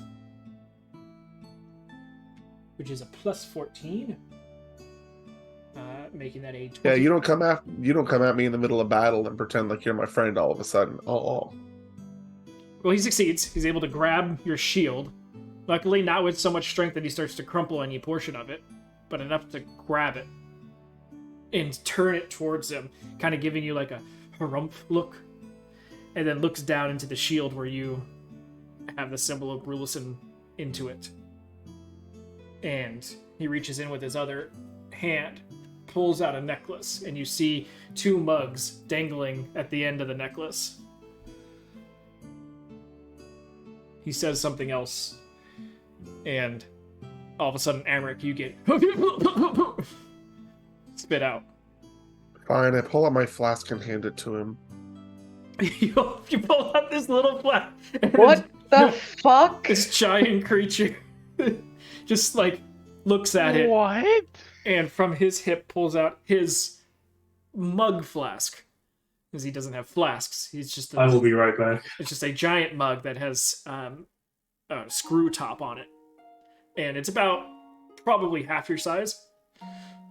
And he just cheers your little flask. Then I'll drink half of mine.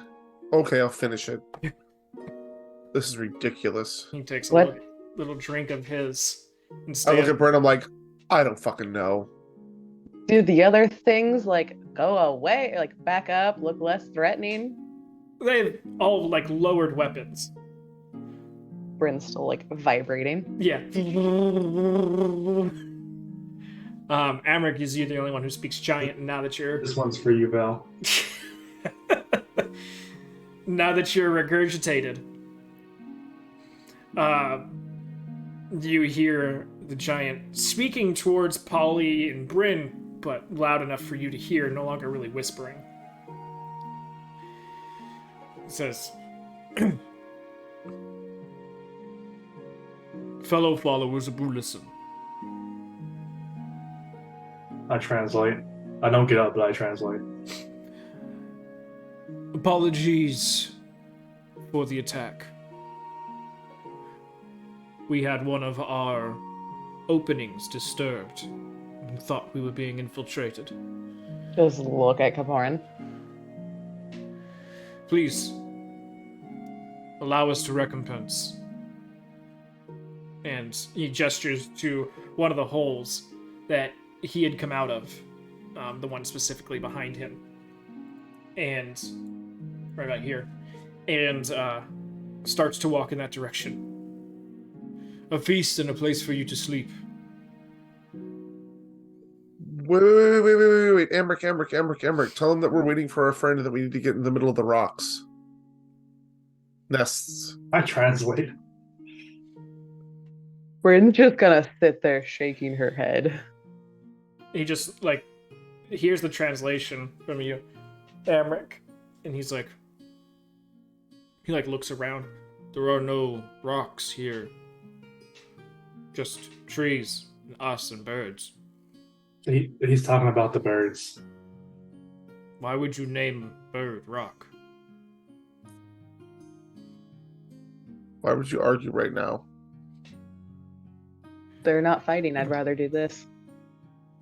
We can Oh, leave one of our sentries out for a return of one of your compatriots, and one of you can stay up here as well. I'll relay that to the rest of the group, and then I'll turn back to him and I'll say, when she comes back, she might be a snake.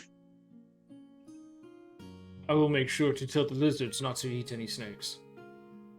Is there any way that we can get into the middle of those nests? He sort of mulls over the fight that you guys had, and goes, "Not with your lives."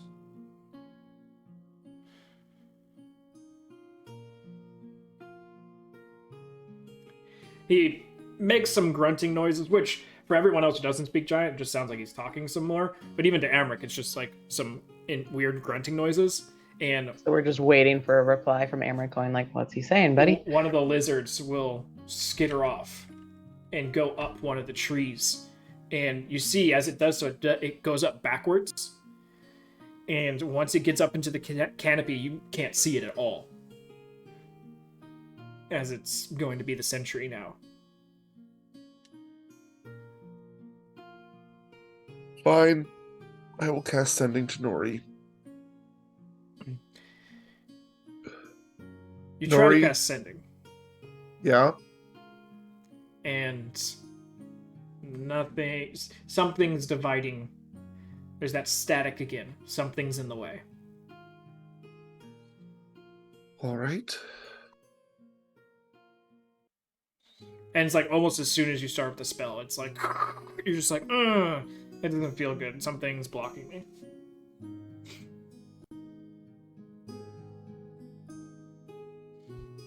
Friend, gang, I hate to say it, but there's going to be no sleeping and feasting for us. We've lost Nori. What do you mean lost? Can't get a hold of her. There's something in the way. So she's But either... But it tried. I tried. I just tried. And there's something blocking her.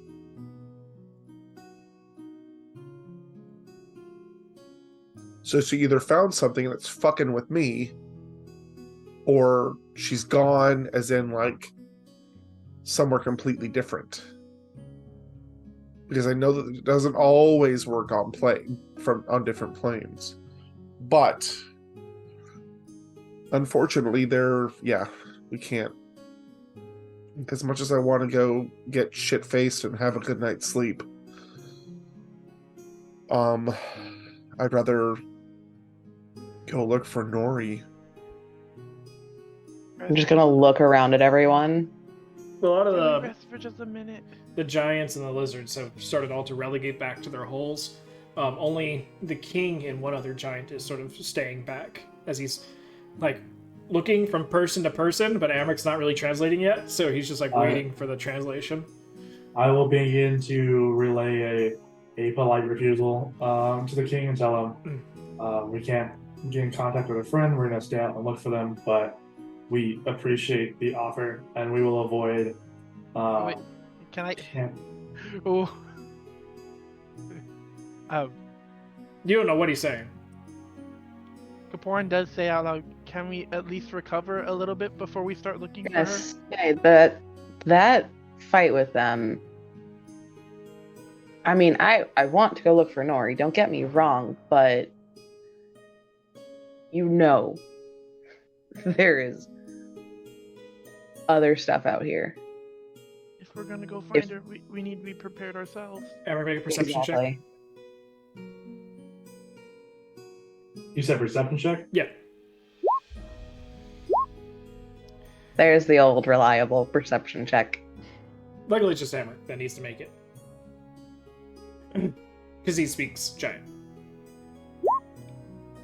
23. Luckily, he took over.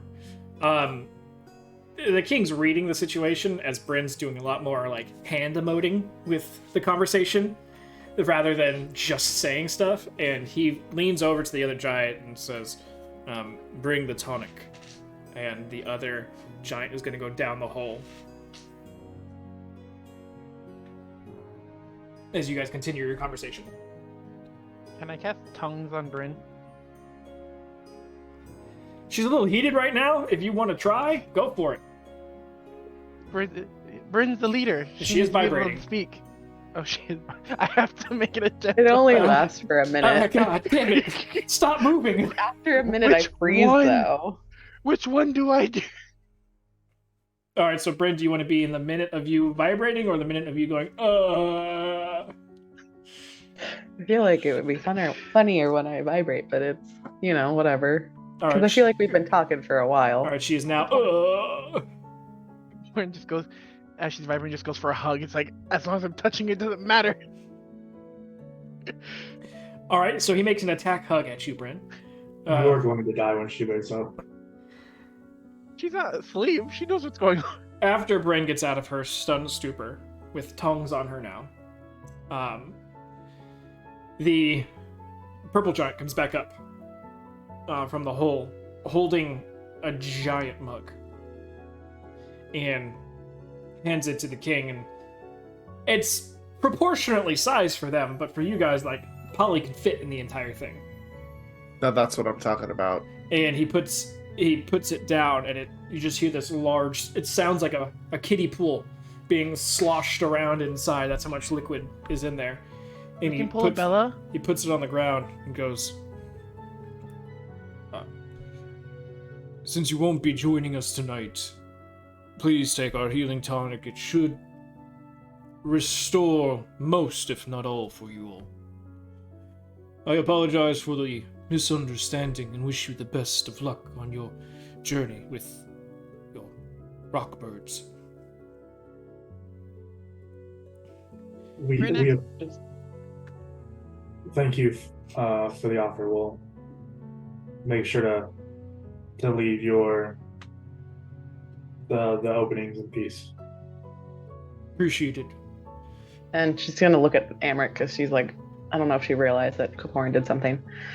I speak We're giant captured all of a that. sudden. All right. Well, you can now understand the giant, so. That's true. She just had an epiphany after her stunnedness. Whoa. I have a new language. The spell Right. did so much brain damage, she woke up with another language. But she'll look at him and go, okay, this has happened before. And she'll thank him as well. Are there any other followers on this island that you know of?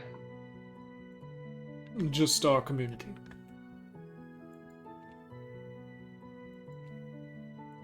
And with that, he will go down the hole. No, Emmerich, you can't fit that in your pants. The way that the Do you tonic have- is going to work is you guys can drink it. And if you drink the entirety of it, everyone's HP will automatically be filled for everything. Even Emmerich. But it's going to be so much liquid for you guys to intake that you will not be able to have a feast and eat for tonight. So tomorrow you'll become exhausted. Lauren, It is basically like a healing potion, but an entire vat of it. And you guys need to drink it all to get all your HP. Yes, Lauren, sir. if you touch one more thing without permission, I'm going to kill you.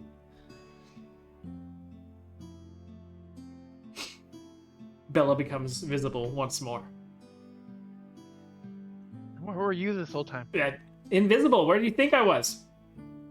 I'm small compared to you guys, especially to them. That would have been a sight. Alright, no more touching bushes. I'll start drinking. And Eric starts drinking. Yep. Luckily, Amric's got a few mugs to pass around, so you guys just do the whole ladle in the punch bowl type of... It's like as big as a barrel, or like a. It's like 5 feet tall. Oh, It's a kegger, motherfucker. It's a kegger. I'll leave And my I part am doing the all railroad. for it. So you guys will be able to regain any hit points. Those who use spells will be able to get back 1 level 1 spell slot.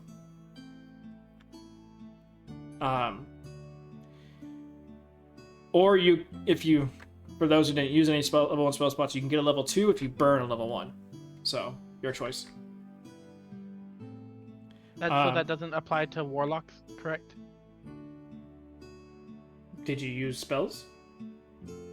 But warlock spells are considered their level at max. So I'm a level 5 spells. Then no, it would not confer to you, would it? Okay. Level 1 to level 2s only. How long does it take us to drink this, though? All of it? Let's say 4 of you going at it.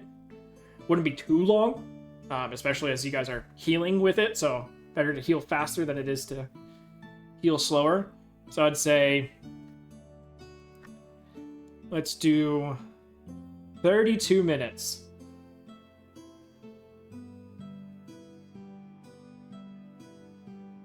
That's kind of the short rest. It does not. Why would you need a short rest? And no, you're physically gorging yourself on healing potion, basically. But as soon as the last drop is done, this creation, this giant mug, disappears. I wouldn't be able to try to keep it anyway. So It is a bruising spell. that's fun. Are we just gonna walk into where these birds sleep? You do I have the can far cloud still- spell on you guys. We still have Cloud. No, Or Windwalk. sure. I'm gonna remind you that they still attacked us while we were in cloud form. Right, but it's also the middle of the night, and we don't have to be loud. We can be stealthy. I mean, they've got patrols. We know that. So if we avoid the patrols and we're quiet, because I cannot imagine that we're loud if we don't talk. When we're wind, we're just wind. Did Nori give us anything else? She just Or said the just- middle. Oh. That was it. So at least we have someplace to start. And Kaporn, you remember what this looks like? Yes. Also, fighters, you get your accent strategies back.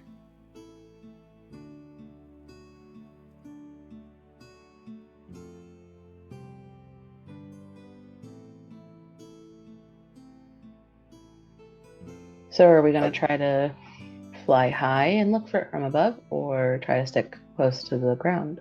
I think we should stick close to the ground and keep underneath the nests. But we Go don't. from one nest to the other really quickly. Do we know what nest she hadn't gone to yet? 'Cause we won't have to go. No, I don't know anything except she said somewhere in the middle. That's all I know. That's all she said. Can I do an intelligence check?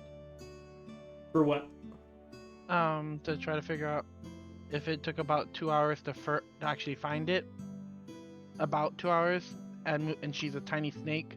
About how far she would have gotten. That'd be a nature check. Oh, okay. May I attempt?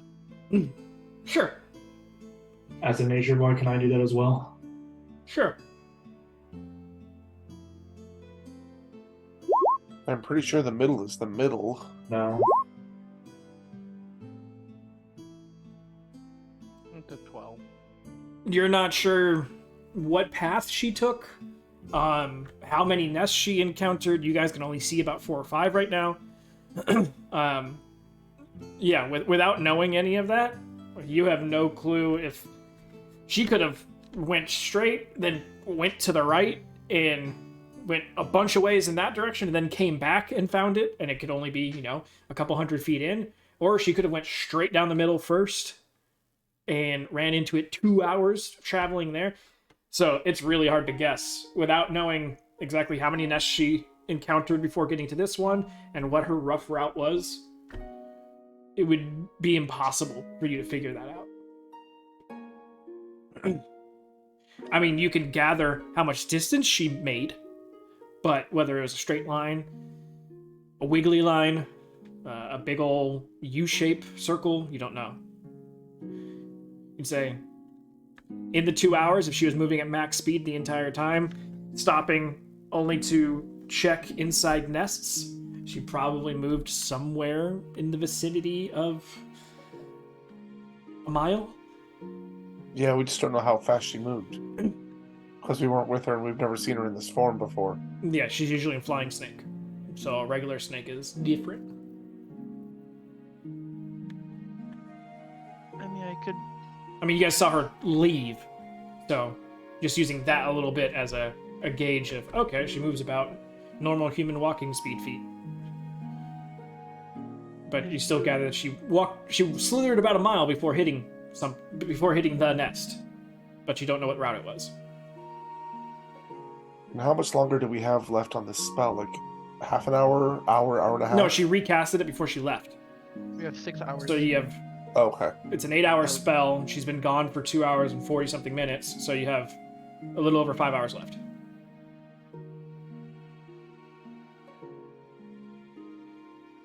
So then if we're gonna stay together to do this, right? We're not gonna split up because we're not able to communicate. And I will tell you, if she dies, you no longer have the spell. So, at least, you have that comfort. We know that Thanks. she's alive. Wow, super secure now. Oh, so when we suddenly turn to ourselves over a nest of baby rocks. Yeah, fall hundreds of feet into a baby rock nest. Sounds great. If would the, I'm not sure, the spells like illusions persist after I transform? If we transform, If it requires concentration, is that what you're asking? no. If it's just I have mirror image. If I was to use mirror image and then turn into clouds, It would not mirror image your clouds, no. okay. How long does mirror image last? A minute. It's a minute, but And it takes you a minute to turn into a cloud.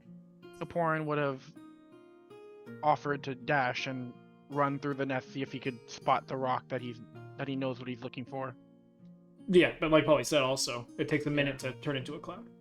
Also, I don't know if them dropping a meteor rock on you would protect whatever meteor. It only attacks from attacks, not saving throw stuff.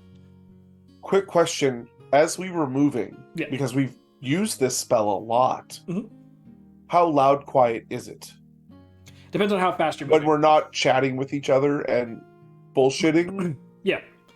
So if you're moving just the 300 feet per round, then it sounds like a strong wind. If you're doing the dash, it sounds like the sound that something very heavy, very fast moving, cutting through the wind. Not quite supersonic, but it's definitely the reason why you don't want to do that on the ground, because it's very audible. How condensed? Like, could we theoretically turn ourselves into like a bit of mist and look like we're rolling along the ground rather than clouds? So the way it works is it takes your form and just makes it into like particulate. And you can move through 1-inch openings, but you cannot stay there. You can only move through it. So you have to constantly be in motion. So if you want to try and you can't extra particulate yourself to not have form. It's got to be your form.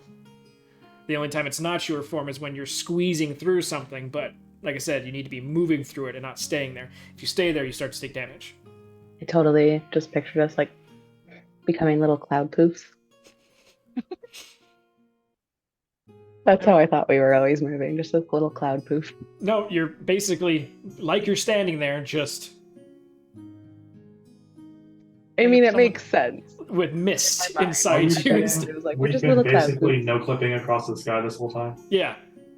That's why I said, it's very easily see. Like, you guys are like, but we're clouds moving through the sky. But you're in the form of people. People look up at the clouds and go, that one kind of looks like a turtle. No, this is specifically you guys just going like this. But I don't think any again, of us got that. I thought I looked like a little cloud, like in Amric's little screen. I just thought we were little poofs. Nope. Yeah, I thought we were transparent too. So, You know, I mean, well, that fucks up this whole spell. it's not meant to be a hide in plain sight spell. It's made to move, and that's it. That's why you can't do But anything. why not? I really like the idea of being a little poofed, though. If Nori wants to try and tinker with the spell to make you all poof clouds, I will allow it. I think I actually like us snow clipping throughout the sky even better though. Yeah, it's just you guys fucking full running. It's just you guys Can move you describe- stupid fast. Can you describe the closest? Like, we've seen one of the nests from afar, correct? Yeah. Okay, what does it look like? Does it look It- like a regular bird's nest? Yeah, it just on a massive scale. Is there a lip underneath it? All the nests are different, so some may, That doesn't some may help me not. a lot. But like some of the brush and shrubbery that's used for this, like what would normally be a bird's nest of sticks, it's like full-on trees that have been felled to make the nest. So there definitely will be crevices and cracks to go in and out of, but it's on a massive scale. It's not, just, oh yeah, these are like 30-foot wide nests. I'm just wondering, like, as far as I'm concerned, because I'm smaller than everybody else, if I like fly quickly from like the edge of the forest to a nest, I can hide underneath like the curve of the lip, correct? Because it's like they're logs, right? It's logs and like a bunch of bushes and such just dragged together, a bunch of bird A whole feathers. bunch of 1-inch spaces.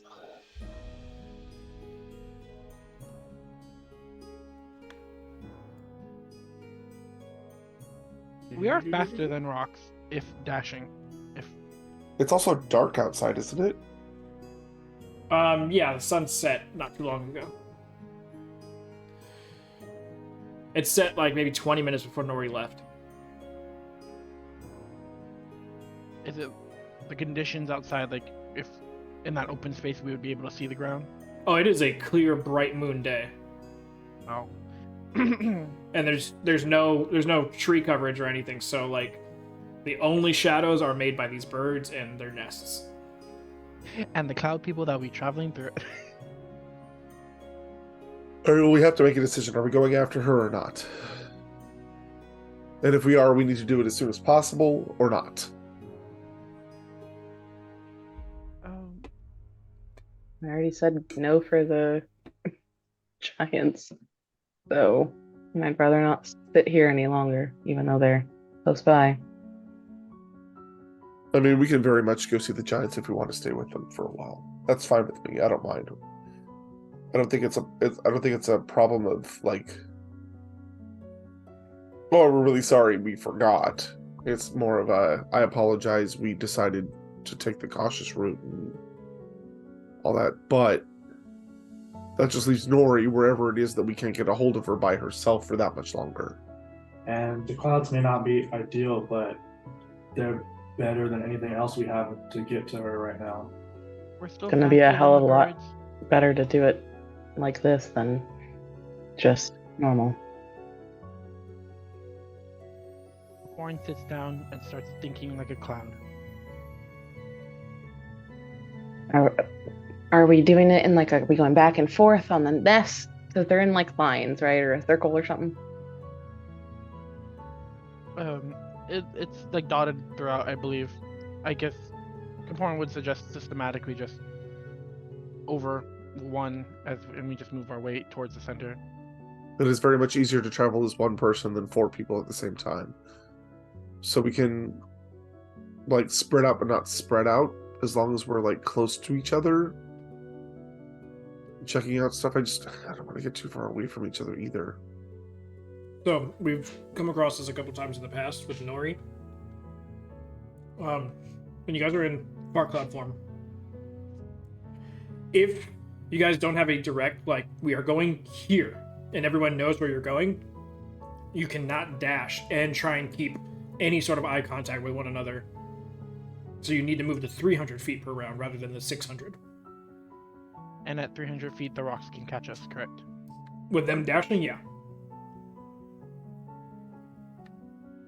We should just stay as a group and hit the nest one by one until we find the rock we're looking for. Do we know which way is the town we came from? It's about 3 hours back the way you came. 3 hours of far clouding. Because luckily, when you guys were traveling, this big open expansive area just sort of showed up in the southerly direction, so you know, okay, directly opposite of that way, about 3 hours is roughly where the town is. And then just go towards the beach. If something happens, just go back towards the town. I mean, I'll be fucking far from Nori.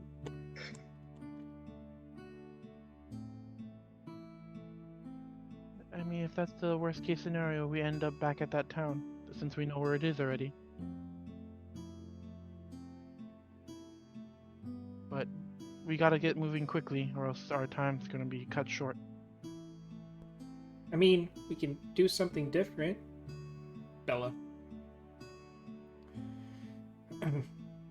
Yes, Bella? What's your idea?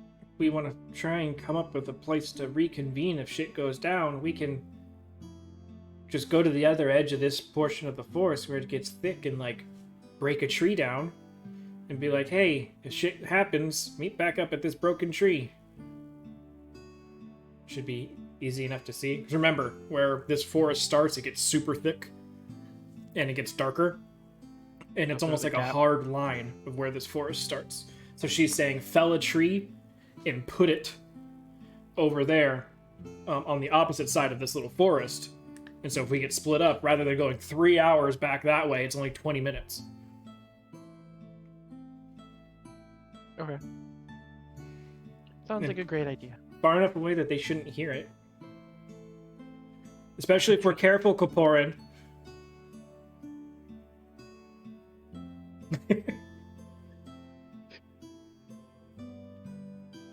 If a tree falls in the forest, do you hear it? If you did it, yes. I'm not cutting it down though, because Nori would, I'm sure, would be pissed at me. Bryn, go ahead. And I guess we're gonna go find a place to do that. Okay. So a minute of everyone focusing on clouds. You guys go to the other edge of the forest. Let me pull that world map back up so you get a better understanding of what I'm saying. Enhance. Enhance. Alright. So, you guys are on that island in the dark green portion, just at the very top of it. You got the portion of the island that is very sanded over, as if it's a giant beach. And then that's where it meets the top of this darker forest. And so you guys can cloud, 20-minute travel, minute uncloud. Chopping a tree, I mean, between Amric and Bryn should only take a couple minutes. And luckily it's dropping onto sand rather than, like, hard ground or anything, so easy enough for it to stick out. It's the only log. You guys pull it to be separate from everything and put it here, and as soon as you guys re-cloud up and go back, as soon as you guys go up into the air, you can see that this one sticks out a decent amount to be able to be seen from a wide range. So you guys can either do more conversing here or go back to the other edge of the forest and reconverse there and come up with a plan, or...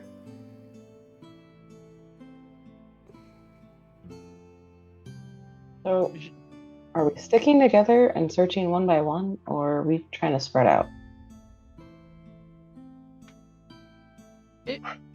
Just the idea in my head. It was obvious the plumage on the rock was. It was only obvious to you because it went through you. It went through me? Yeah. Is Bella a cloud? Yes. It doesn't matter how obvious it is. If we alert them and it moves, we no longer know where it lives. Bella's a cloud. Mhm. Bella's tiny. Bella's fast. She's very hard to see. Bella, would you want to do Out it? for us and then come back to us. Do not look for a tunnel. look for the friggin' bird, and come right fucking back. She's the smallest of us all. Mhm.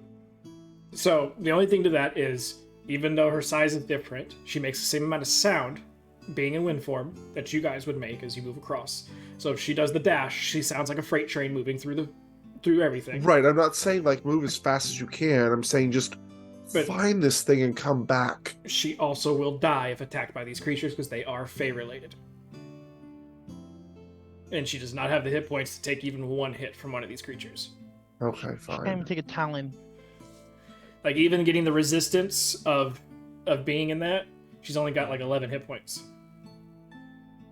Could she? I don't She know, survives could she against use her things that aren't invisibility? Fey, but if anything is Fey related, she will die. Rocks are Fey related? These ones are. Oh. A lot of the creatures in this forest, in this island, are.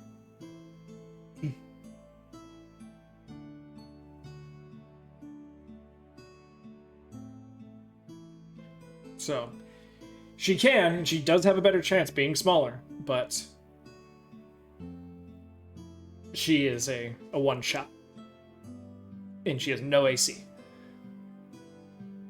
Well, you can't polymorph and leave our brains, can you? I can polymorph you guys into something that's decently smart, and you'll have an idea of what you're trying to do. Smart and small? But it took Nori 2 hours to get to that nest. We only have, what, an hour? We only have 4.5 hours. Well, polymorph only lasts for an hour. Ah, okay. I mean, we have a better I mean, we're not searching in the dark for where this is. We have a rough idea, so it should lower the time it should take to find it. Question Certainly. then. I am the smallest of all of us, but I also I have disadvantage on stealth because of my armor. That Would wouldn't that affect. matter in this form? No. Okay. So I can move at normal pace. You've got to be freaking kidding me right now. No, I just got a text. We have 91 reservations tomorrow morning. Oh, fun. No, not at all. No, it's a nightmare. That's almost our full capacity.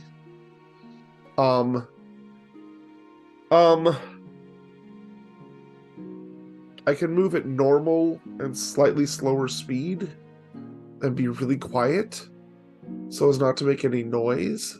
But again, it's just one of those things. It's like I've never really practiced being quiet because I don't know if it's a good thing to send another person alone doing this, so two people then get split up from a group. Let alone the only person that can communicate with others right now. let's just go then. Let's just do it. It's better to move as one and not get separated. Is it cloudy or is it full? I have It's one nice. creature I could turn you into, Polly. Is this from her It's vague gonna- spell list? It's gonna feel real weird. Do tell. Oh, they're called Darklings. They're in the small category, so you'll be smaller. They're decently smart. I think they're probably smarter than even some people in our group. They have a 10 average AC. I mean, intelligence. So me. And it'll work since they do have a light sensitivity, but it's dark right now, so the plus. But you wanted something to be a little bit smaller. I can at least do that for you, and when it's over, it's still your form when you come back, so you can still do your plan. How fast are they? It wouldn't matter if he's in fart cloud form. And then if I find it, I can message you and tell you exactly where it is. You would need Because I to don't be, need to talk to you sending. yeah, you just need to be yourself again. So you either need to wait out the hour Right, or... or come back. Oh, I can't... You can't do Turn it spells off. when you're polymorphed, no. Oh, shit. But he'd still be able to turn into a cloud. Yeah. New form. It's up to you guys. It's an idea, but it's not the worst idea. Crap. Polymorph, consider it as altering his form, and the fart cloud spell is connected to his soul. So, still his soul, just a different form. And honestly, I'm not super excited about going out there by myself anyway. But if it makes it easier for us to find this thing and then everybody else can find it afterwards, it's up to you guys. I'm leaving this up to you guys. I'm not the plan guy. I think we should stay together. That is my vote. Just the fact that Nori has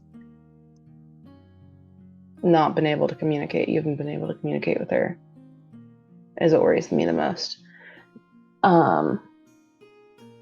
What happens if you do the same thing she does, and then you're also not able to communicate? That's the only thing with splitting up again. Is we need to be prepared for you to do the same exact thing. I would make a porn and Bran, who is technically like the largest outline. It's like the just straight up outline. That'd be Amric. Okay. If anything, we could turn me and then at least take up a little less space. As a group, make it a little less. Ooh, I just remembered. There's even a smaller creature. It's a tiny, and it's an intelligence of 10. So you basically be Bella size. Is it a magical cockroach? No, it's a Briganock.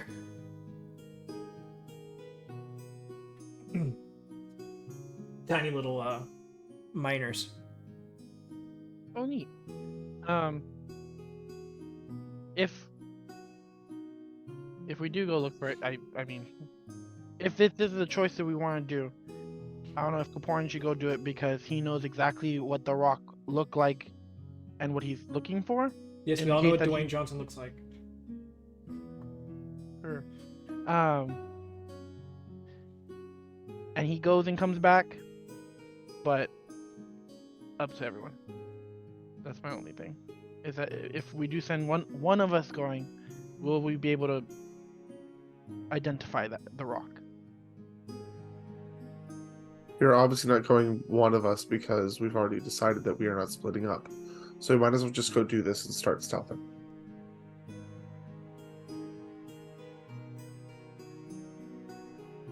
That's a Briganock. It's a cool little guy. And they're tiny. Little pig gnome. Mm-hmm. Sort of. Nori would love it.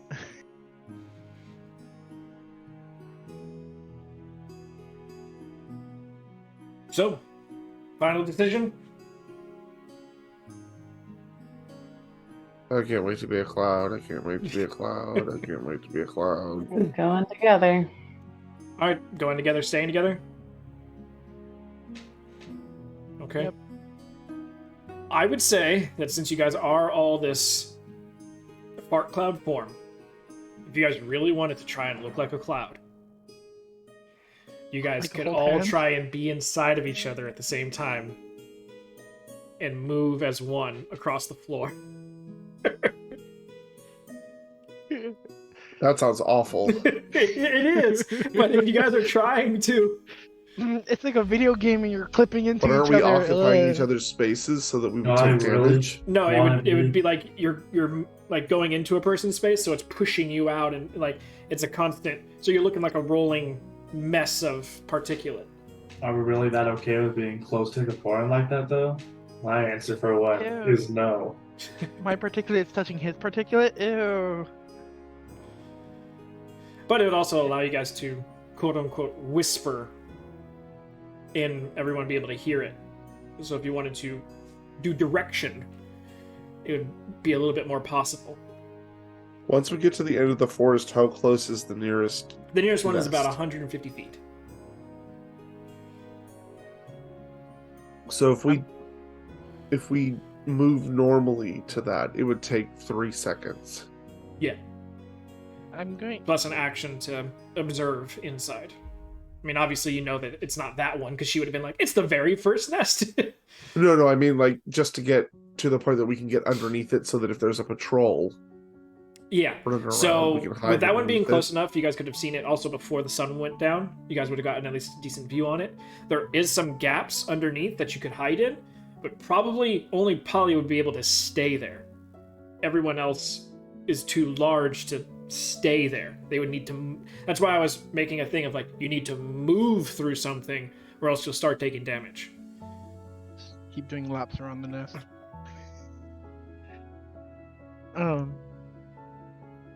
I mean, keep So- an eye on the first rock pair that flies over if they're heading the opposite direction.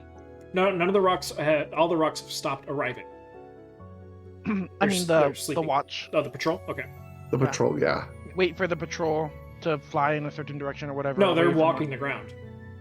Oh. They're not flying. Okay, my whole thing was that. Oh, that was No. totally debunks everything that I thought of. No, they've been walking this entire time. I think I said it last session, but again, it was a late night. So then, wait for the rocks or whatever to pass by, or be looking in the other direction, and head off. The elderly don't have great eyesight, so they're not going to stay all the way up in the sky and waste all that energy flying around all night. They're just walking between, especially since a lot of the creatures would be more trying to be stealthy and creep around and try and steal eggs and babies and such. You mean like us? Shut up! I don't understand what you're talking about. Like the lizards that live in the forest just north of them, and so. So one at a time chain, or all together at the same time bundle? Suck it up for Nori's sake. Let's bundle it. So you guys gonna be rolling in the deep? A very intimate group hug. Hey, One. if it's worse for anybody, it's worse for Polly, okay? He's just dealing with particulate ass the entire time. We're flying. It's different. I'm not like standing or anything. Oh, you guys want to be up in the air? How far up in the air do you want to go? I thought we were just hovering. We were just going right above the Okay, nest. so We Polly, might- you're gonna try and reach their height or get up a little higher. We're just gonna I follow don't know our what you. faces. But I'm not like just standing and moving forward. I'm like I'm like flying horizontally like Superman across the ground, trying not to kick up too much dust, but trying not to move so quickly either. Oh, I mean, it is 300 feet in 6 seconds, so that's why I was putting Right, you- but if I move half speed and it's only 150 feet that I need to get there, then I'm moving a little bit slower and a little bit quieter. Okay, it's just you're more visible that way. Right, but I'm also stealthier that way Yeah, because I'm I'm not making gonna- less noise. True, but I'm not gonna make you guys roll stealth checks because you guys are still moving 150 feet in 6 seconds. It's still pretty Right. fast. Yeah. So it still sounds like, but Like a really big gust wind blowing through. yeah, but it doesn't sound like a storm rolling through. We're also talking about like mostly open ground, right? Is it windy tonight? No, Great. Of course it's not. I said it's just nice, clear sky, clear day, or clear night, I should say. At least you can see everything, even those that don't have night vision or dark vision. You guys are able to see normal distances because it is a bright moon day. Night. Sorry. Not quite full moon, about 3/4, but it is waxing. Alrighty. All right. Who wants to Get look at the going. first nest? Oh, I don't know. Do we want to go start with the first nest nearby? Because she probably wouldn't have. It'd been hilarious if she took 2 hours to get to the first nest. I would say we could at least go in. We could go past what we already see. Because if she took 2 hours to search Well, for the middle nest- wouldn't be anywhere in the first row. yeah, True. Like the middle wouldn't be So- the first row. The middle wouldn't be the first like column part. first 8 that are like situated right here. So I would say we can safely just go right past these ones. So like three. I know. I just don't want to. I don't want to breeze through everything because then we're leaving a trail. That's what I'm trying to say. Like serpentine shell. Yeah, we're definitely not checking these ones, like flying above to look into them, or like, but we'll go right past them. Yeah. I guess. I'll Okay. follow you guys. So we are moving through. Yep, whining, trying to just dodge.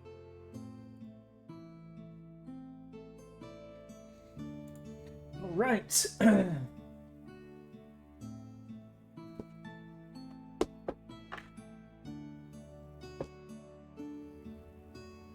Okay. Since you guys are moving as a group all together, go ahead and roll stealth. And everyone gets advantage if you guys are doing the whole huggy hug.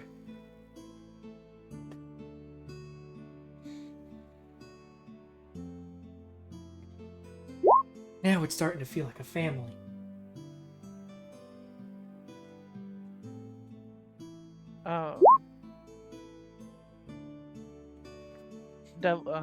Devil's luck.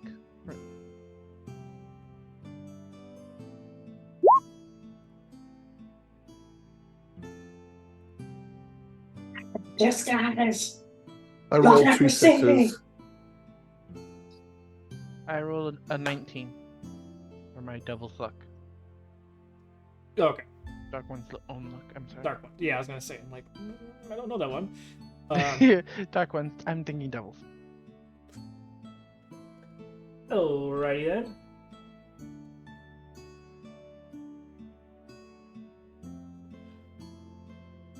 Okay. So, the group starts moving through the felled, treed area around, moving past the first couple nests. And as you do so, Polly, you just have a little bit of a hard time keeping the same pace as everyone, as you're trying to be a little bit slower, but they all seem to be just like with each other, and you're just falling behind and then speeding up past them a little bit and then falling behind. Like, you're not getting the same timing as they are. So I'll say that this is a sort of group check, multi-step process. And I'll say each person has an allotment of fails before it becomes a problem. So Polly, you burned your first fail. It's 3 fails. But you guys are able to move deftly and quickly past the first couple things, and it doesn't become a problem because the one patrol bird that's closest currently has his back to you guys. So he's not able to witness this problem happening. But it does get alerted in this direction and is starting to alter its patrol course to take over where you guys just were. You guys have already moved past these sets of nests. Now you guys are further in, I'd say about 1,200 feet into this opening now, passing the first, 4 lines of nests, which it's a very haphazard situation here. It's not very perfectly gridded or anything. But you pass 4 nests, and you see nests on either side in roughly the same area, so you feel like you're in far enough to maybe start becoming okay, we should start checking now. Before you, as you guys are currently hugged up against the last nest, which seems to have at least one of the larger rocks inside, and by the amount of breathing that you can hear through the nest itself, about probably 3 babies as well. But they're all currently sleeping. In front of you sits about, in the next 400 feet or so, a nice clearing, but you see about 4 different patrolling rocks, they're all sort of converging on this point. 2 of them split off and continue their patrol, while other 2 stay in the middle, and one seems to be pecking stuff out of the feathers of the other one. What would you guys like to do? If we were to leave this nest, we would be in their view, essentially. They're about 100 feet away, so you're not directly around them. but it is a 400-foot gap until the next closest nest in that direction. You said there was the two that stayed in the middle, and there's two that are going They've back split out. up. Yeah, they have gone east and west. I'd say you guys are in the middle of this situation, as far as this clearing goes that all these nests are in, heading in a southerly direction.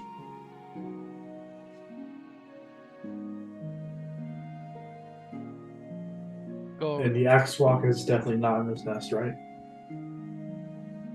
Yes. Mainly because, first off, it's just one large bird and 3 baby birds. Mhm. Like chicks, not adolescents. Not juveniles. So it doesn't even take you a full time to look inside. You can literally just go, whoop, oh, nope. Don't even see a juvenile. Go to the backside of the nest and try to fly across, or should we wait to see how long they take What do you mean slide across? to the next grouping? Because we have to cross this gap in order to get to the next grouping of nests, correct, Val? Right, but don't forget that you guys can't hide. I can. As in, like, we have to move or they will see us because you guys are large enough that they can see you under here. Yes. So it's either we try to move fast enough to get across without them noticing, and we can merge into another nest, or at least create as much distance so going on the opposite side of this nest that we're currently hugged up against. And Sir then try does to mean dash. louder, Kaporin. Yeah. Oh, well, 300 because our 300 is our base speed, right? Yeah. You guys have been moving at 150. To be quieter. I see. So it'll take us a little over 3 rounds to get to the next Mhm. space if we keep going at the same pace. Or we could wait for the chance for them to get enough into what they're doing to. The one who's getting their feathers like cleaned. Mhm. I'm assuming they're super watching while the other one's doing their thing. Not like. He's paying attention though, like Yeah, he's not like zoning out. Yeah, he's not like eyes closed, like, oh yeah, that's the spot. He's like kind of like right now they're doing like the under of the chin, so its head is up, but it is still eyes are looking. In our direction or just around? Just around.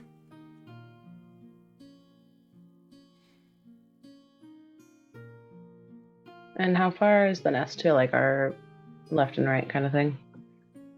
That's where they're going. The other two are going. Yeah, they're more of just cutting through this opening, rather than going to any specific nests in general. Nest to your left is like 1,000 feet. The nest to your right, somewhere around the 450, 500 range. But they're also back. They're not forward or side. They're more back. You guys have basically made it to as far as you could. The furthest tip before this 500-foot clearing. We can either wait them out or take a dash for it. And when I mean clearing, I mean like there's not even felled trees here. Like it is a actual clearing. Yeah. Let's go now. Well, it's distracted.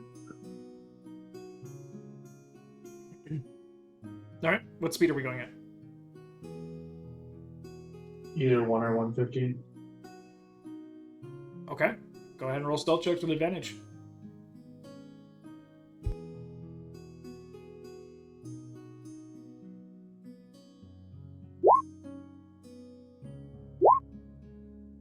Can I use my thing? 19. Where is it? Indomitable. Oh no, that's a saving throw. Never mind. It's a 14. I don't know why. This isn't gonna last very long.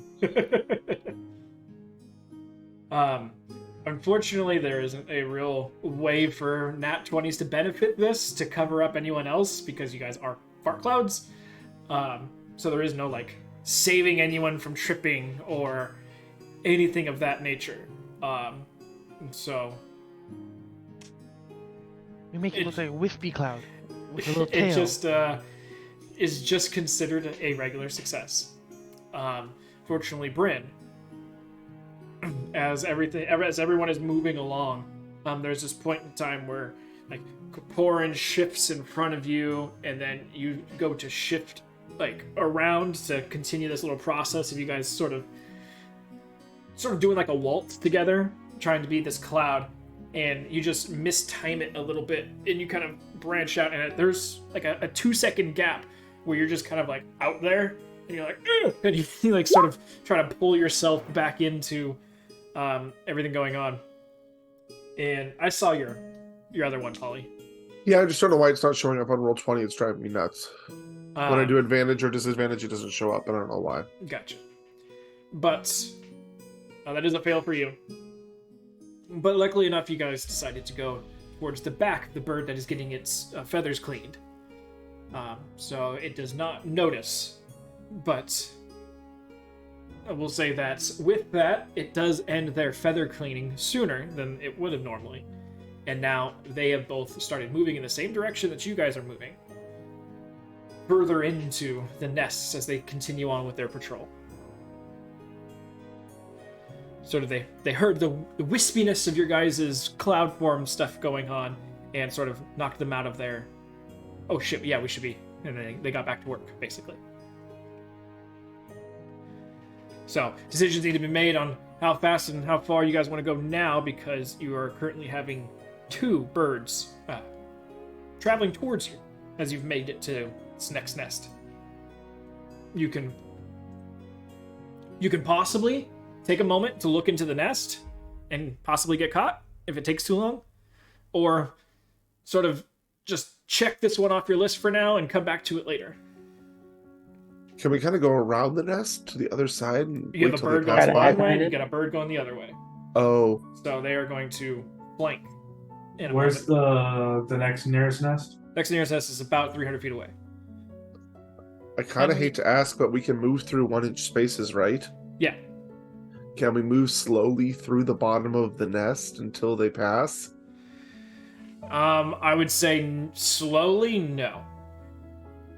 How much so they would damage per round do we take if we sit in a nest? Or we sit in one of those spaces? If I don't know if it specifically says in the spell itself. Let me see.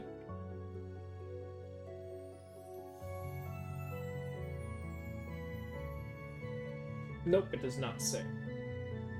So I'll say that it is 2d10 per round.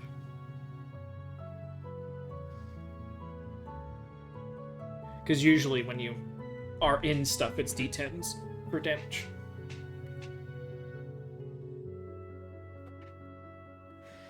Yeah, because these birds are not going quick.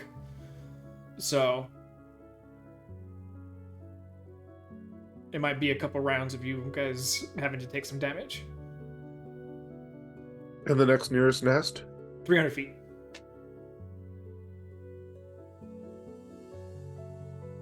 Would Do we you even get a have head time to start? make it without them seeing us if we didn't dash? Possibly. Like I said, they're not moving fast. And they're Check the currently... nest real quick. So you guys want to do the 150 or the 300? Speed. I honestly didn't hear what Polly said. I know you said something, but it was like... Check the nest real quick. Check the nest. Checking the nest, okay. Who wants to check? All of you or just one? I said it, so I'll do it. Okay. Go ahead and give me a perception check.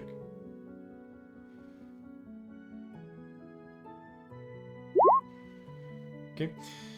You squeeze through some of the openings and kind of poof out the other side of it. And you look in.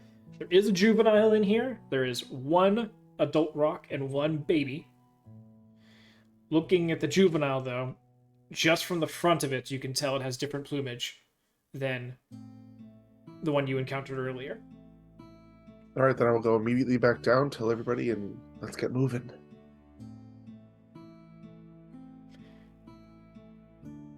Okay. Are we doing 300 or 600 or 150?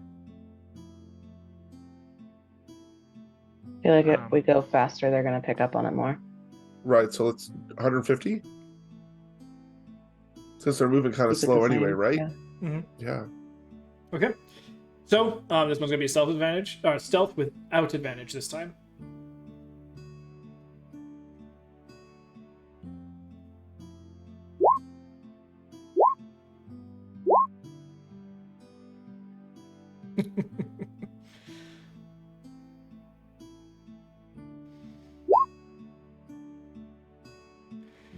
I was so proud of myself, too. Polly's great. Polly's like, doing the thing. I'm getting this cloud fart thing. And Bryn's like trying to keep up with Polly and doing this. And Amric's like about to be there and then turns around and realizes Kaporin is just like looking at something. And Amric's like, Kaporin. And Kaporin just goes, huh? So that is a fail for both Kaporin and Amric, as they both try to quickly catch back up with your interpretive dancing across the opening here. I should have ditched him. As you guys reconvene and continue moving, Kaporin's thing was loud enough that you guys hear a chirp, chirp, chirp, chirp from a baby rock. And the nest that you guys just left, as you're still sort of doing this, you can see the adult is starting to flex its wings. And that is immediately bringing in both those patrolling rocks. But you guys continue. They're at least focused on the nest right now and not on you guys, as you guys are moving and get to the next nest. All part of my plan. Mwahahaha. Bryn's gonna like, however you can shove a cloud up and check it. Wish she could hit you right now. She is like fist inside of him. Just like, shut up. I'll take the damage if you have to take the damage too. We'll check the nest real quick while they're distracted. Okay. Polly brought it up. Polly checks. Bryn froze with a smile. This one's a bit thicker of a weaving to the nest itself, so it takes you a second to try and, like, oh, that's a dead end. Hold on. Crap, shit, fuck. Alright. And you, like, stop with your floating self, like, right there, like, right on the back of an adult rock. You're just like, you slowly back up and move around. It's two adult rocks that are, like nuzzling each other, so you can't see underneath them. Their wings sort of gripped around one another. And you can hear more breathing underneath, but you can't see anything. We lost a Bryn. But she left with a smile. So I'll go That back down, nod or shake my head at everybody, and do the whole move on thing. Okay.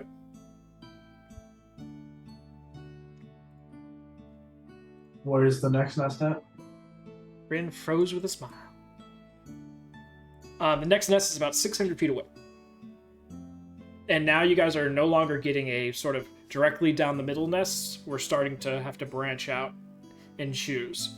So you got a nest to the left and to the right, both about maybe like 15 degrees off of middle. Which one would you like to go for? Just from where we are, if we went to the middle one, would we be able to get to the upper one and the lower one easier from that than from where we are? I'm saying the one that you guys are at right now, as you look further southward in the direction that you're going, there's nothing directly in front of you. There's one to the left and there's one to the right. Separating the two of them is probably about 250, 300 feet, but they're both about equally distant from your guys' nest right now. So you either need to choose left or right. Shall we split up and meet in the middle? Gonna say, is there another? That's a joke. I was gonna say, is there one left or like right? close? Yeah, Left. let's go. Amric will gesture to the right. Sure. All right, let's go. Okay. So we're going to the Right. Okay. Because I had two people say left and one person say right. So, all right. So I'm never right, so I'm gonna go with Amric. all right. So you guys head towards the right one. Go ahead and give me stealth. Are we going 150, 300, or 600? 150, I would guess. Yeah. Okay. Stealth check with advantage. Sorry.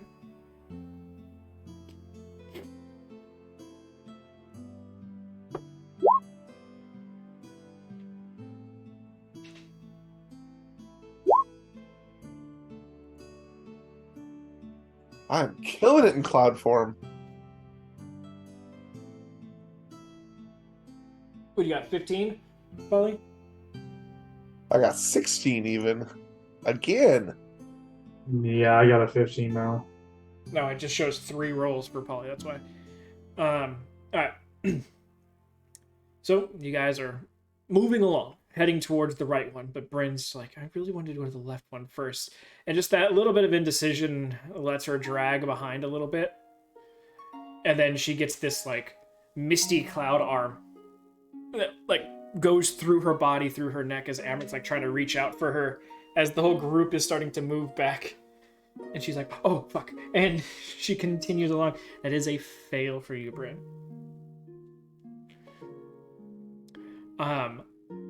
The nest that you guys had left, that both the baby and the mom had woken up in, and the 2 patrolling birds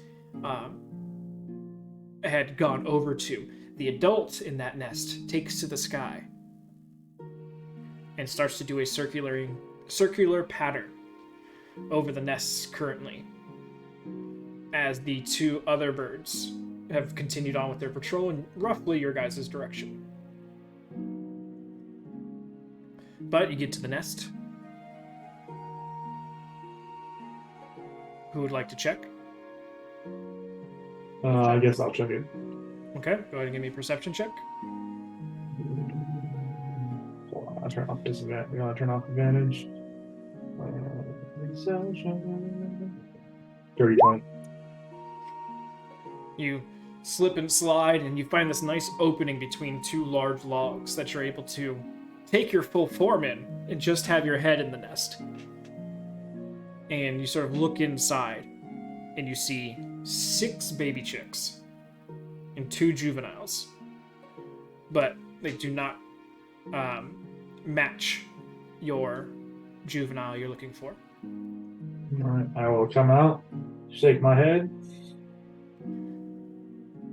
and gesture towards the next nest, the one that was still left. Okay. 150 feet per round? Yeah, this one was there. It's 300 feet away. Yeah, so it'll be 2 rounds to get there. So, go ahead and roll with advantage once again. Stealth.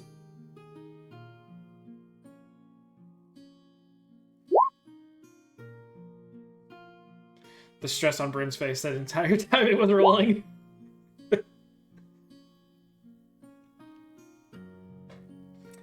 And Paul, you got a 15 as well?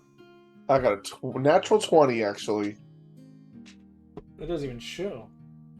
Oh, the first one. Why is it roll? Oh, that's Amric that's rolling. Okay.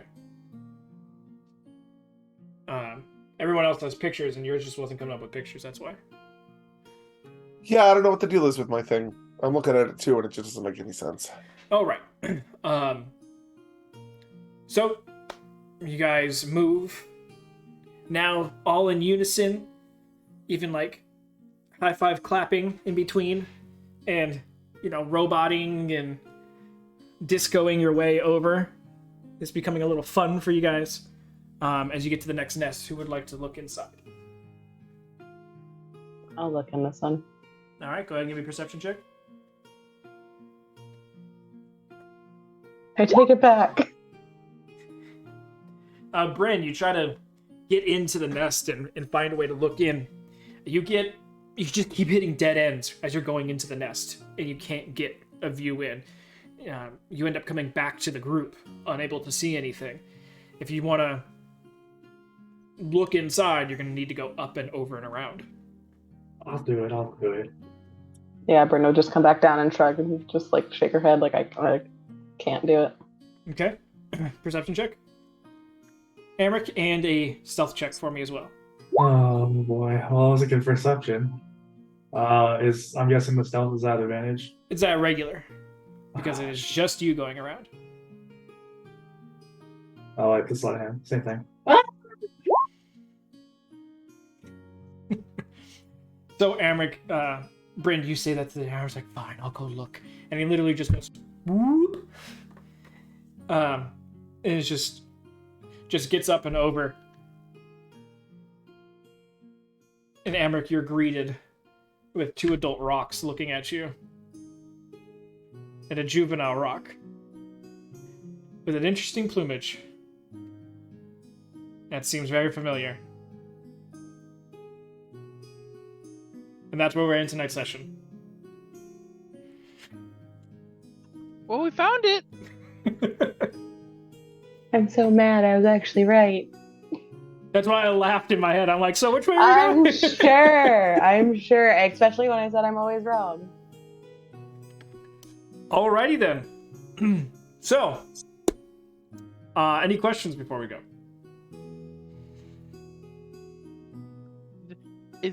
No. Does it look like they just woke up? Yeah. Amric, remember the position of where that rock is because we need it. Oh, I'm going straight to the hole. You guys are gonna have to figure it out. What I'm not hole? taking 3 rocks worth of damage. Well, 10, whatever it is 10 paces north. Going 10 paces north. Yeah, Amric's just gonna zoom away in the direction you guys just came from. What? And then he's just gonna be like, and then just disappear. Searching the ground. But so if you guys have any questions, feel free to message me and I'll get back to them as soon as I can. If I don't talk to you before then, have a great weekend. RFI tomorrow night. Feel free to volunteer yourself. If not, me and Polly are going to have a good conversation. But other than that, you guys have a great night. I definitely will not be attending, but I might join the audience if I'm alive. Sounds good. How much of that bottle did you get to drink? Not much. Again, I'm Not saving enough. most of it for tomorrow. Not enough. You should take a I mainly went and grabbed it for the joke. But you needed it for the end. You need to like actually get into the joke then. You Yeah, just no, gotta. there's only. We'll I don't send drink it, buddy. this much. It's barely anything. It was What is it? one drink for the joke and one drink for the oh shit. It is kinky red vodka. Kinky. Oh, Alrighty guys, have a good one. have a good Bye. night. Good night.